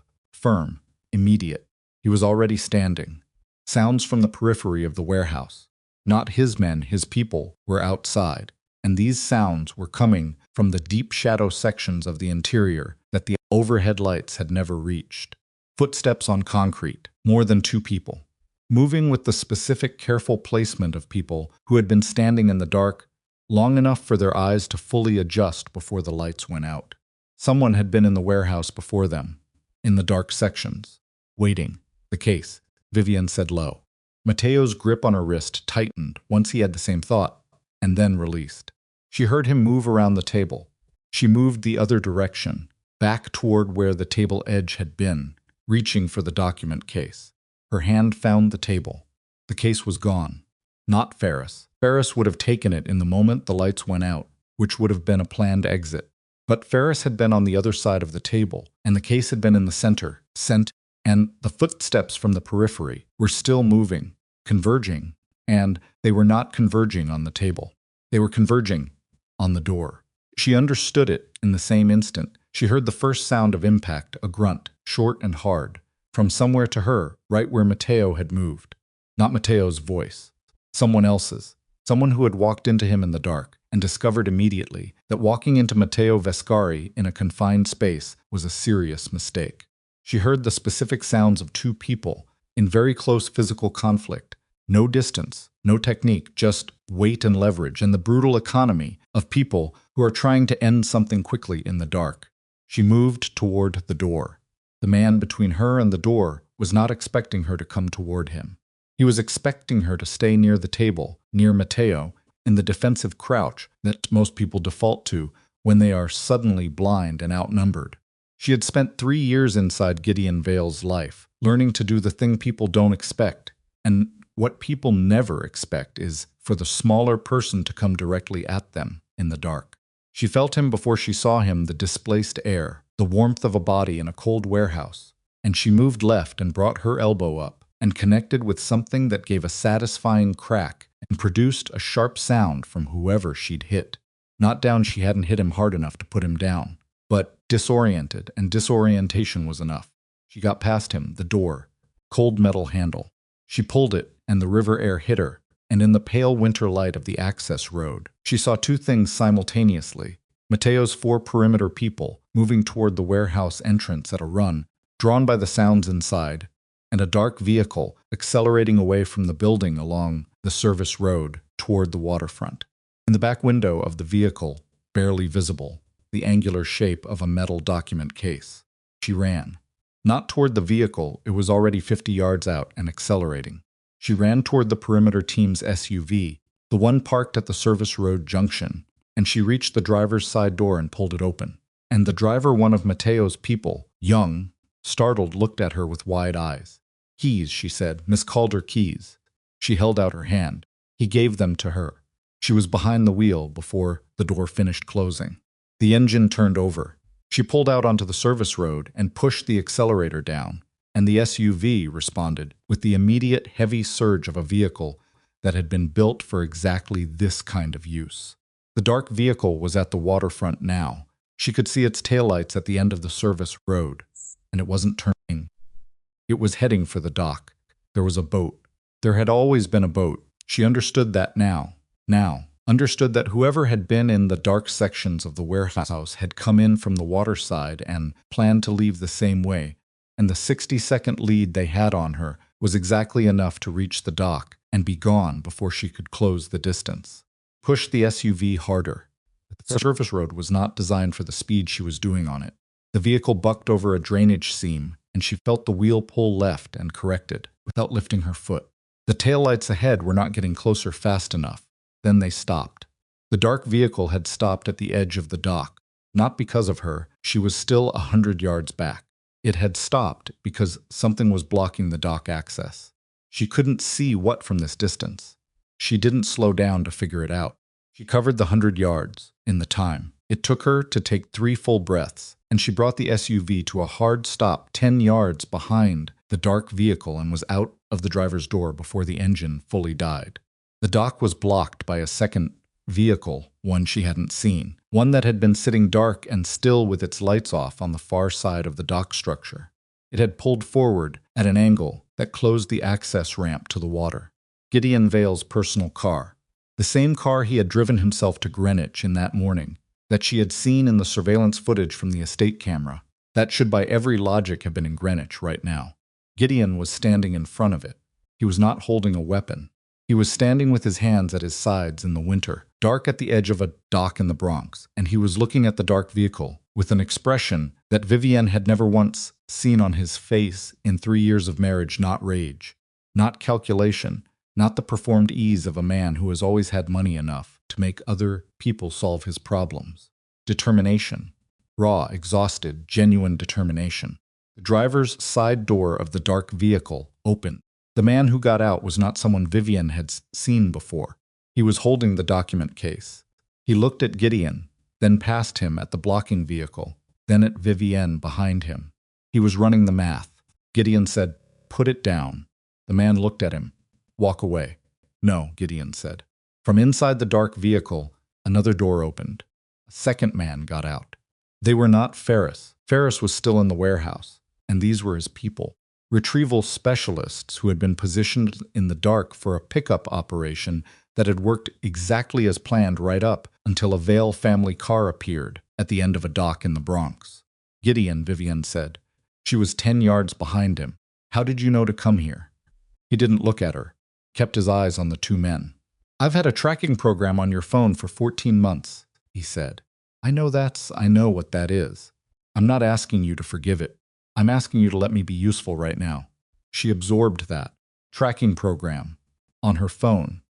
Which meant He had known her location for over a year, which meant the surveillance had not originated entirely from Ferris, which meant there was another layer to what had been reading her movements.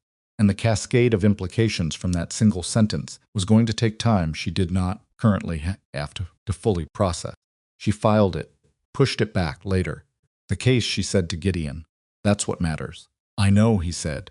The two men at the vehicle were communicating with each other in the specific non-verbal economy of people who have worked together long enough to not need words. The one with the case shifted his grip on it. The other moved slightly to the right, a flanking instinct, creating a split focus problem. Then Matteo arrived. He came from the service road at a run coat open, breathing hard, a cut along his left cheekbone from whatever had happened in the dark inside the warehouse, not bleeding badly, but vivid in the dock lights. He pulled up beside Vivienne and took in the scene in 2 seconds. 2 men, 1 case. Gideon Vale standing between them and the water. Vivienne, Matteo said, his voice rough from the run. Tell me what you need. She looked at the 2 men. She looked at the case.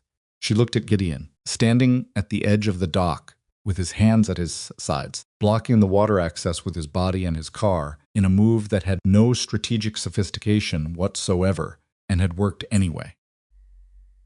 The man on the left is going to throw the case in the river if this doesn't resolve in the next 30 seconds, she said quietly. He's been shifting his grip toward an underhand throw for the last 20 seconds, and he keeps checking the water.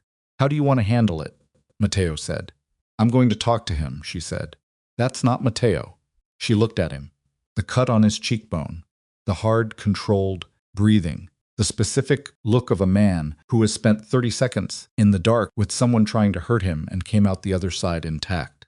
I'm going to talk to him. She walked forward. Past Gideon, she felt him start to move to follow her, and she held up one hand without turning, and he stopped. Past the point where the dock lights created a clear separation between the serviced area and the water-facing section. She stopped 8 feet from the man with the case. You work for Ferris, she said. He looked at her. He's not going to pay you for this, she said. Whatever he promised you, for the retrieval he's going to dock it because the exit route failed. That's how people like Ferris operate. The penalty clause is always in the terms. The man's grip on the case shifted slightly. She watched it. You're holding 14 months of my work in that case, she said, and 3 names that are worth a great deal of money to a great many people. I understand why Ferris wants it. I understand why you're holding it. What I need you to understand is that there is no version of the next 10 seconds where throwing that case in the river is good for you specifically. Why not? He said. Because Ferris loses the asset and takes it out of your pay, she said. And because the man standing behind me has a longer memory than Ferris and significantly more patience. She heard Matteo behind her, holding position, saying nothing, letting her work. The man with the case looked at her. He looked at the water. He looked at the case. His partner said quietly, Drez. The man Drez looked at his partner. Something passed between them. Drez set the case down on the dock. He took 1 step back. Vivienne walked forward, picked it up, and turned around. Gideon was standing 5 feet behind her. Matteo was 10 feet further back. The dock lights caught the cut on Matteo's face, the exhaustion in Gideon's posture, the specific stillness of a moment that has stopped moving and is waiting to understand what it is. She held the case. She looked at both of them, the man she had married and the man she had loved, and the specific wreckage and grace of standing between them on a dock at the end of the worst day any of them had ever survived. We need to go, she said. Nobody argued. Behind them, the sounds of the river continued indifferent. Constant, the water moving against the pilings the same way it had been moving before any of them arrived and would continue moving long after they left. Vivienne walked off the dock with the document case in her hands and the cold off the water pressing against her face. And she did not look back at the 2 men by the vehicle. And she did not allow herself to feel, yet, the full weight of what she was carrying. Not the case. Everything that had to happen before morning. She got back into the SUV and set the caissons on the seat beside her and put her hands on the steering wheel and breathed. Matteo opened the passenger door and got in. Gideon stood outside the driver's window for a moment. She looked at him through the glass. He looked back at her, with that unfamiliar expression, the one without performance, without the practiced authority of a man who has always had the structural advantage. Just a person standing on a dock in the cold who had driven himself to the Bronx in a tracking-assisted guess and blocked a water exit with his car. She rolled down the window. "Get in the back," she said. He got in the back. She pulled off the dock and onto the service road and drove north toward the highway, and them rode in silence through the industrial dark of the waterfront, with the Meridian Originals in a case on the seat beside her, and Roland Vale somewhere between Greenwich and whatever was left of his plan, and a senator and a judge and a deputy director, whose names were printed on paper that she now held, and Ferris somewhere behind them reassembling the pieces of an operation that had just lost its centerpiece, and the federal window still open, still counting down, still waiting for someone to use it correctly. She drove, she thought, and somewhere in the space between the Bronx waterfront and the southbound on-ramp, she understood exactly what had to happen next. Not the careful, long architecture version she had been building for 3 years, but the compressed, improvised, all-or-nothing version that the night had forced her into, the one that required her to walk into the one place she had been avoiding, directly to Roland Vale. She called Roland Vale from the highway. He picked up on the second ring, which told her everything she needed to know about where his head was. A man who is still in control doesn't answer unknown numbers at 9 o'clock at night. A man who is waiting for the walls to finish closing answers everything. "Roland," she said, silence. Then, with a steadiness that cost him something, "Vivi, I have the Meridian Originals," she said. A longer silence. "Where are you?" he said. 40 minutes from Greenwich," she said. "I'm coming to you, that's not." He stopped, started again. "That is not a conversation I intend to have with Matteo Vescari in the room." "Matteo won't be in the room," she said. She felt Matteo turn to look at her from the passenger seat, kept her eyes on the highway. "And Gideon?" Roland said. "That's up to Gideon," she said. In the back seat, Gideon said nothing for a moment. Then quietly, "I'll be there." She had not been certain he would say that. She had not been certain of anything about Gideon Vale since the dock, since the moment he had appeared out of the winter dark, with his car blocking the water access and his hands at his sides and that unfamiliar expression on his face. He had driven himself to the Bronx. He had stood on a dock. He had told her, without any architecture of excuse, that he had tracked her phone for 14 months. And then he had gotten into the back seat and been silent for 40 minutes because there was nothing to say that was larger than what he had already said. She was not going to forgive him for the tracking. She was not going to pretend it was a small thing. But she had also spent 3 years surveilling his entire financial empire from inside his own household. And she was not in a position to hold the moral absolute without acknowledging the specific shape of her own compromises. They were what they were, both of them, imperfect instruments of a situation that had required imperfect people. "I'll be there in 40 minutes, she said to Roland. "Have your attorney present if you want. It won't change anything." She hung up. Matteo said, "You're going without me." "Yes, that's not Matteo." She kept her voice even. "Roland will not speak honestly in a room with you. You are the son of the man whose brother he had killed. You are the person he has been afraid of for 8 years. He will perform for you. He will calculate for you. He will not crack for you." She paused. "He might crack for me. And if he doesn't crack, then I have the originals and the financial documentation and the frozen accounts and a federal proceeding that is already in motion," she said. "I don't need him to crack. I need him to understand that cracking is the only move that reduces what's coming." "You're offering him a deal," Matteo said. "I'm offering him a choice," she said. "There's a difference." Matteo was quiet for a moment. The highway moved under them. The lights of Westchester appeared ahead, and beyond them, the darker, older wealth of Greenwich. "What do you want from me tonight?" Matteo said. She thought about the question. Deserved an honest answer. "I want you to wait," she said. "I know that's not what you're built for. I know what Roland Vale ordered done to your brother, and I know what waiting costs you. But I need you to trust that what happens in that room tonight is going to give you more than anything you could take by walking in." He looked at the road ahead. His jaw was tight. The cut on his cheekbone had dried to a dark line. "How long?" he said. 2 hours, she said. "Give me 2 hours." He nodded once. Small, precise. The nod of a man, making a commitment he intends to keep, because the alternative is worse, not because it is easy. She drove the remaining 40 minutes in silence, and the silence was not comfortable, and she did not try to make it so. Roland Vale's Greenwich estate was lit differently. At night, the iron gates backlit, the stone facade illuminated from ground-mounted fixtures that cast the building in a cold, upward-angled light that made it look heavier than it was. 2 cars were parked in the drive that had not been there when Gideon left that morning.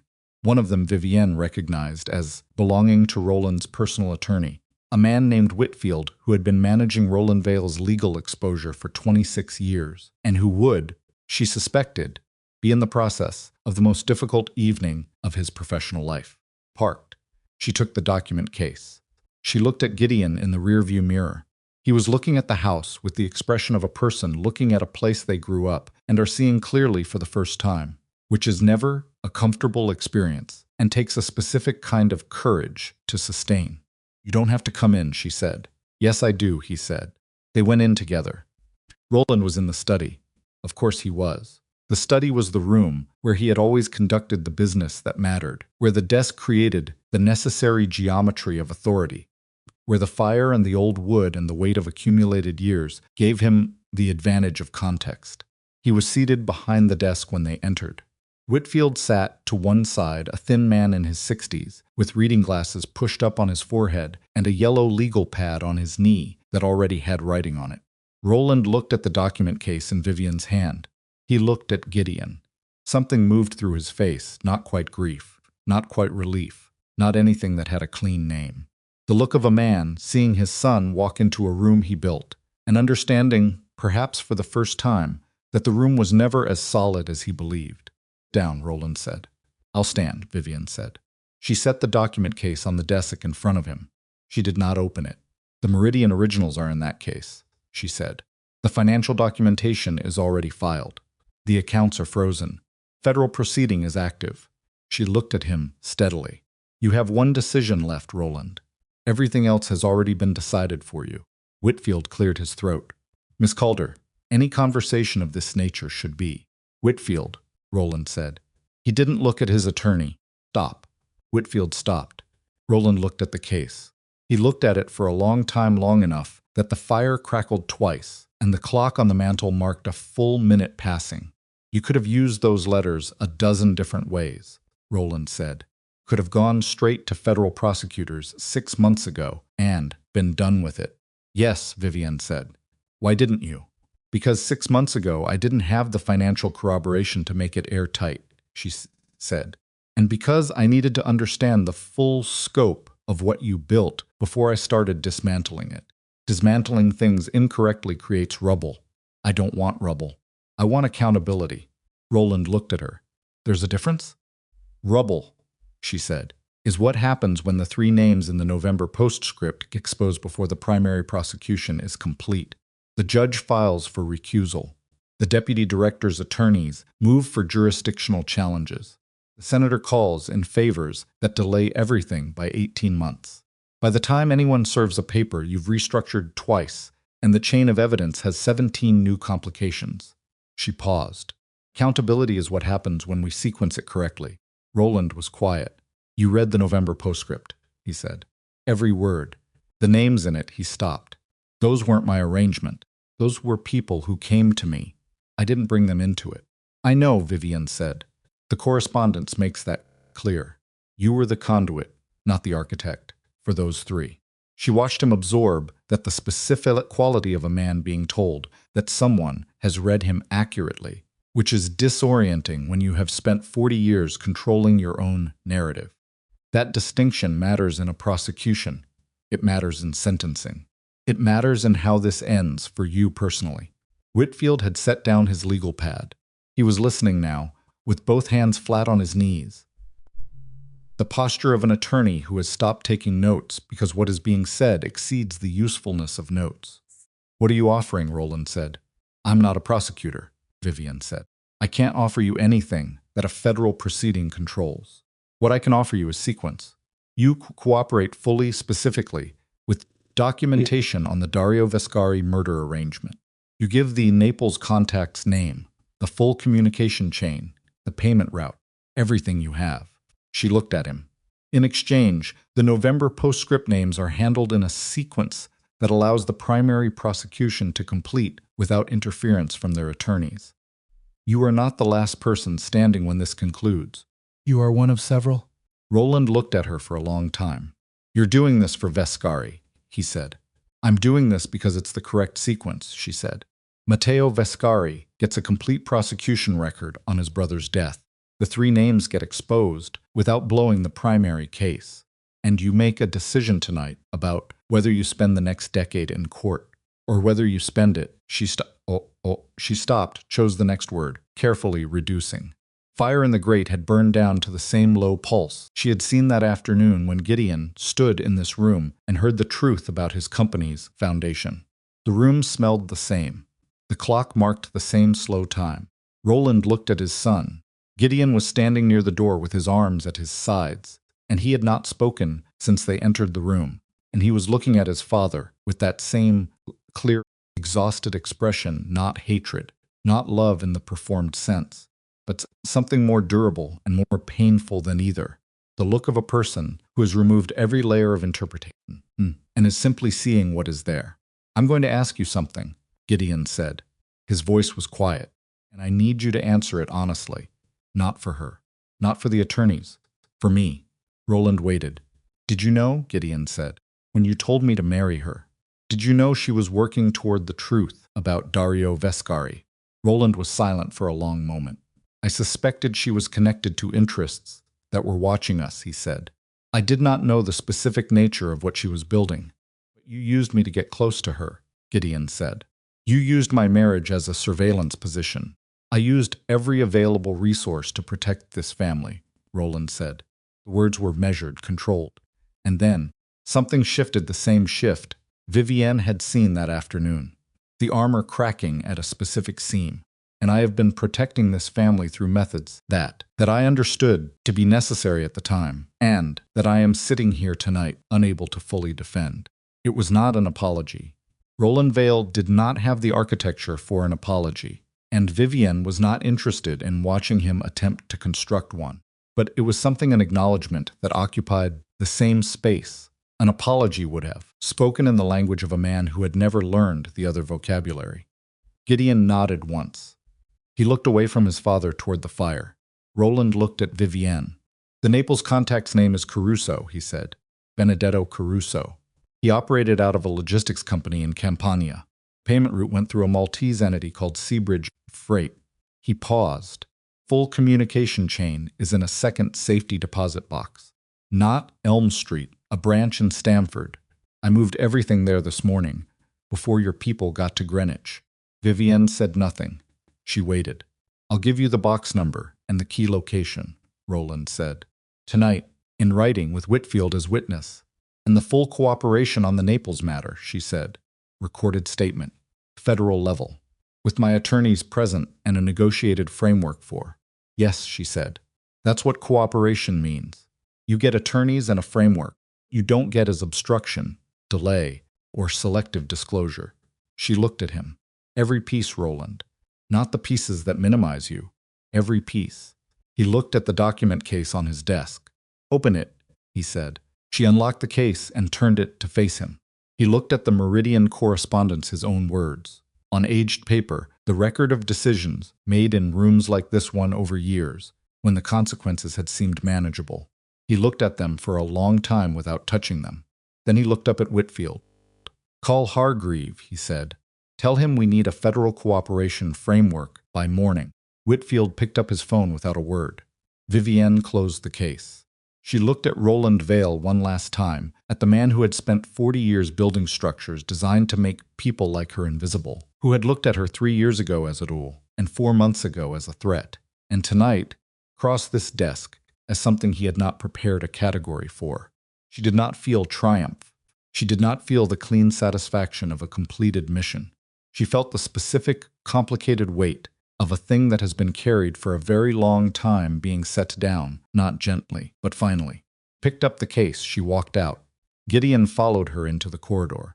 pulled the study door most of the way, closed behind him, and stood in the dark hallway with his hands in his coat pockets. And they stood there for a moment, in the particular quiet of a house where something has just irrevocably changed. He'll follow through, Gideon said. I know, she said. Whitfield won't let him do anything else. Whitfield has been waiting for a clean exit from Roland's affairs for 10 years. Gideon looked at the wall. At a painting she had passed 100 times in this corridor during 3 years of dinners and family events, and the careful performance of being Gideon Vale's wife. A landscape. Oil. 19th century. She had never looked at it carefully before. It was not a very good painting. The tracking program on your phone, Gideon said. I know. I'm not going to explain it in a way that makes it acceptable, he said. I put it there because I was afraid of you, and I didn't have the honesty to admit that I was afraid of you, so I told myself it was a precaution. Afraid of what? She said. He was quiet for a moment. That you were going to leave, he said, and that when you left, I was going to understand what you thought of me. She looked at him. At the face she had studied for 3 years across the distance of a marriage that had been built for reasons that had nothing to do with him, and had somehow, in the margins of its own architecture, produced something that was not nothing. Gideon Vale was not a good man. He was also not entirely the man she had decided he was when she married him. People rarely were. You drove yourself to Greenwich, she said. Yes, you drove yourself to the Bronx. Yes. Why? He looked at her with that clear, tired expression. Because I 3 years letting other people drive me places, he said. I thought it was time to try it the other way. She almost smiled. Not the contained, careful almost smile she had produced that morning on the estate grounds with Matteo. Something slightly larger. Something that cost slightly less to show. Go back to your attorney, she said. Harriet is good. Let her work. And you, he said. I have somewhere to be, she said. She walked out of Roland Vale's house and into the cold Greenwich night, and the iron gates opened at her approach, because she had called ahead and asked Matteo to arrange it, which he had, because that was the kind of attention to the small operational details that she had always found, despite everything, quietly reassuring about him. He was waiting outside the gates with the SUV. She got in. He looked at her face. It's done, she said. He nodded. He did not ask for details. He would ask later, when the sequence was complete, and the federal framework was in place, and the cooperation documents were signed. Tonight he accepted what she said as exactly what it was, and started the engine. They drove south. Neither of them spoke for a long time. The highway moved under them, and the lights of the suburbs gave way to the darker corridors of the expressway, and then to the bridge, the river below it, black and wide, and entirely indifferent to everything that had happened in the last its eastern shore. The Dario documentation, Matteo said. He gave you Caruso's name. And the payment route, she said. The full communication chain is in a Stamford box. We'll have it by morning. He drove. His hands on the wheel were steady, but not relaxed the steadiness of control, not ease. I owe you something, he said. You owe me the truth about what Ferris showed you, she said. Whether the documentation on Dario was real. It was real, he said. I had 3 independent sources verify the payment route before I agreed to anything with Ferris. It was genuine. Then you had confirmation of your brother's murder before you came to me this morning, she said. You flew in on that jet knowing. Yes, and you still agreed to let Ferris tap my channel. Yes. She looked at the bridge lights moving past the window. I understand what Dario means to you, she said. I understand why you did it. That doesn't mean I'm not going to need time before I trust the secondary network again. I know, he said. I'm not asking you to. What are you asking me? He didn't answer immediately. She waited, because Matteo Vescari was not a man who said things before he knew what they were, and she had always found that preferable to the alternative. I'm asking you to tell me what you need from this point forward, he said. Not what you needed 3 years ago. Not what you needed this morning. What you actually need now that this is finished. Thought about it.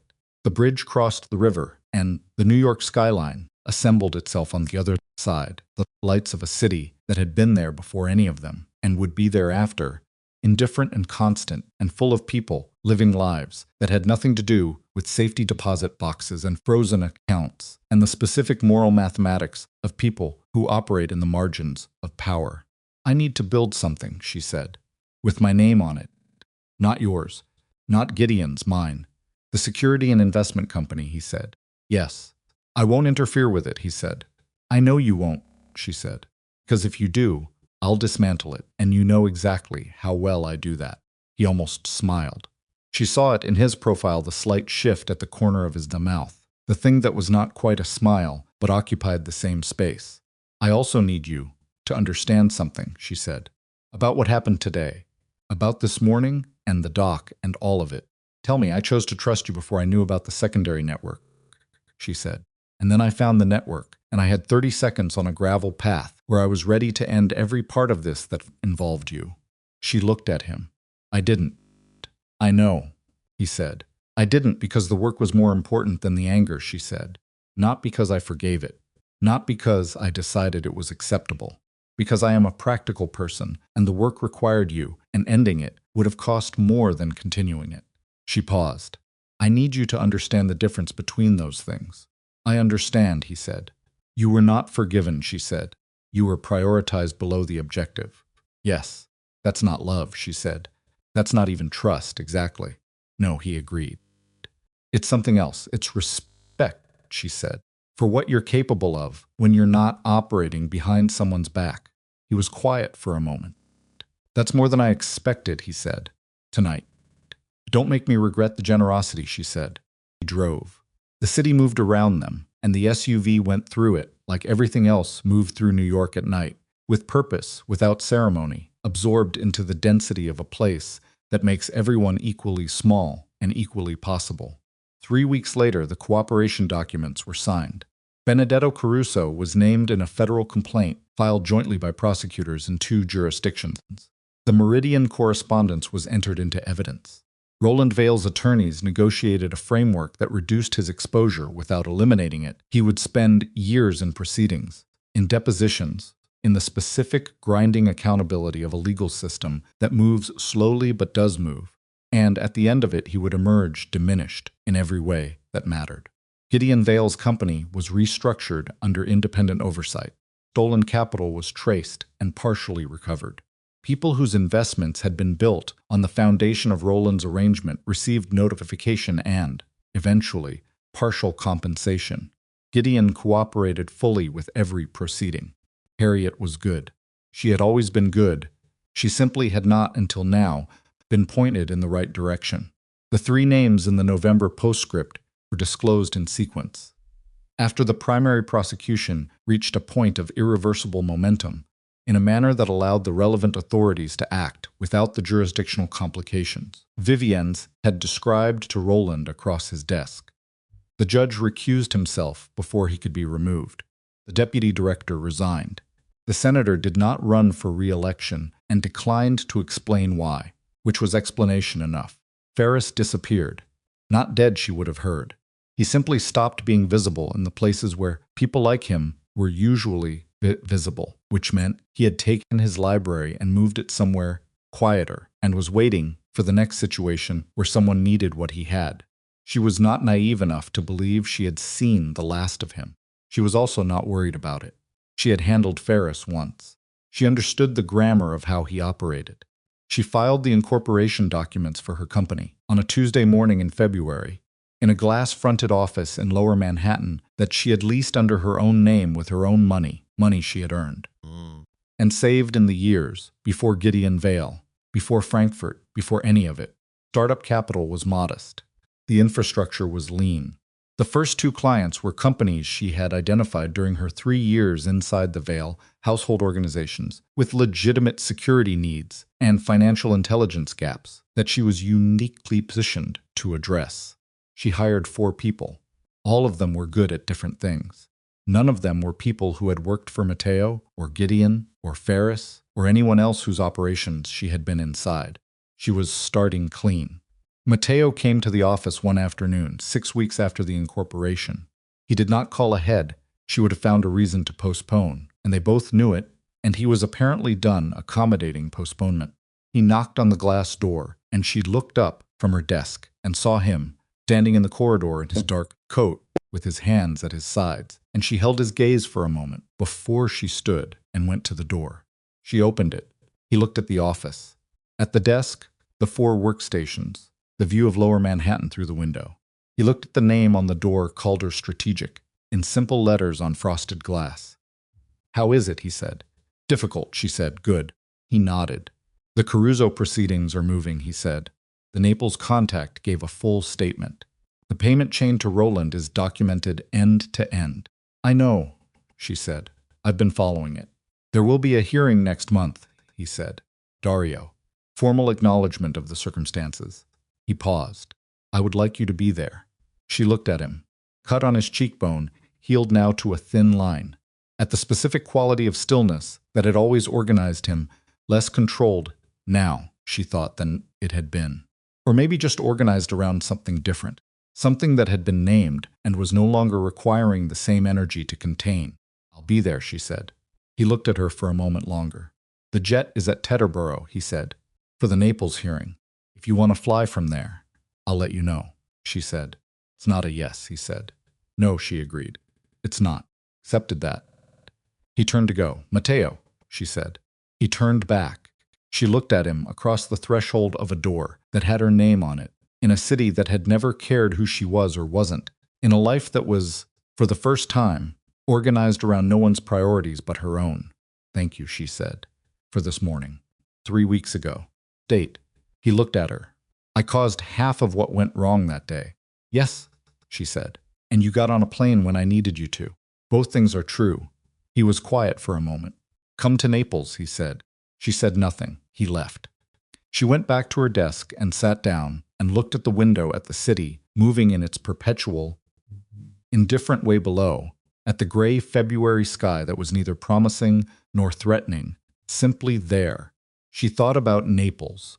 She thought about the hearing, and the formal record, and the name Dario Vescari, spoken in a proceeding that would finally, after 8 years, mean something. She thought about standing in a room where accountability had a face and a date and a legal weight. She thought about who she would be in that room. Not Gideon Vale's discarded wife.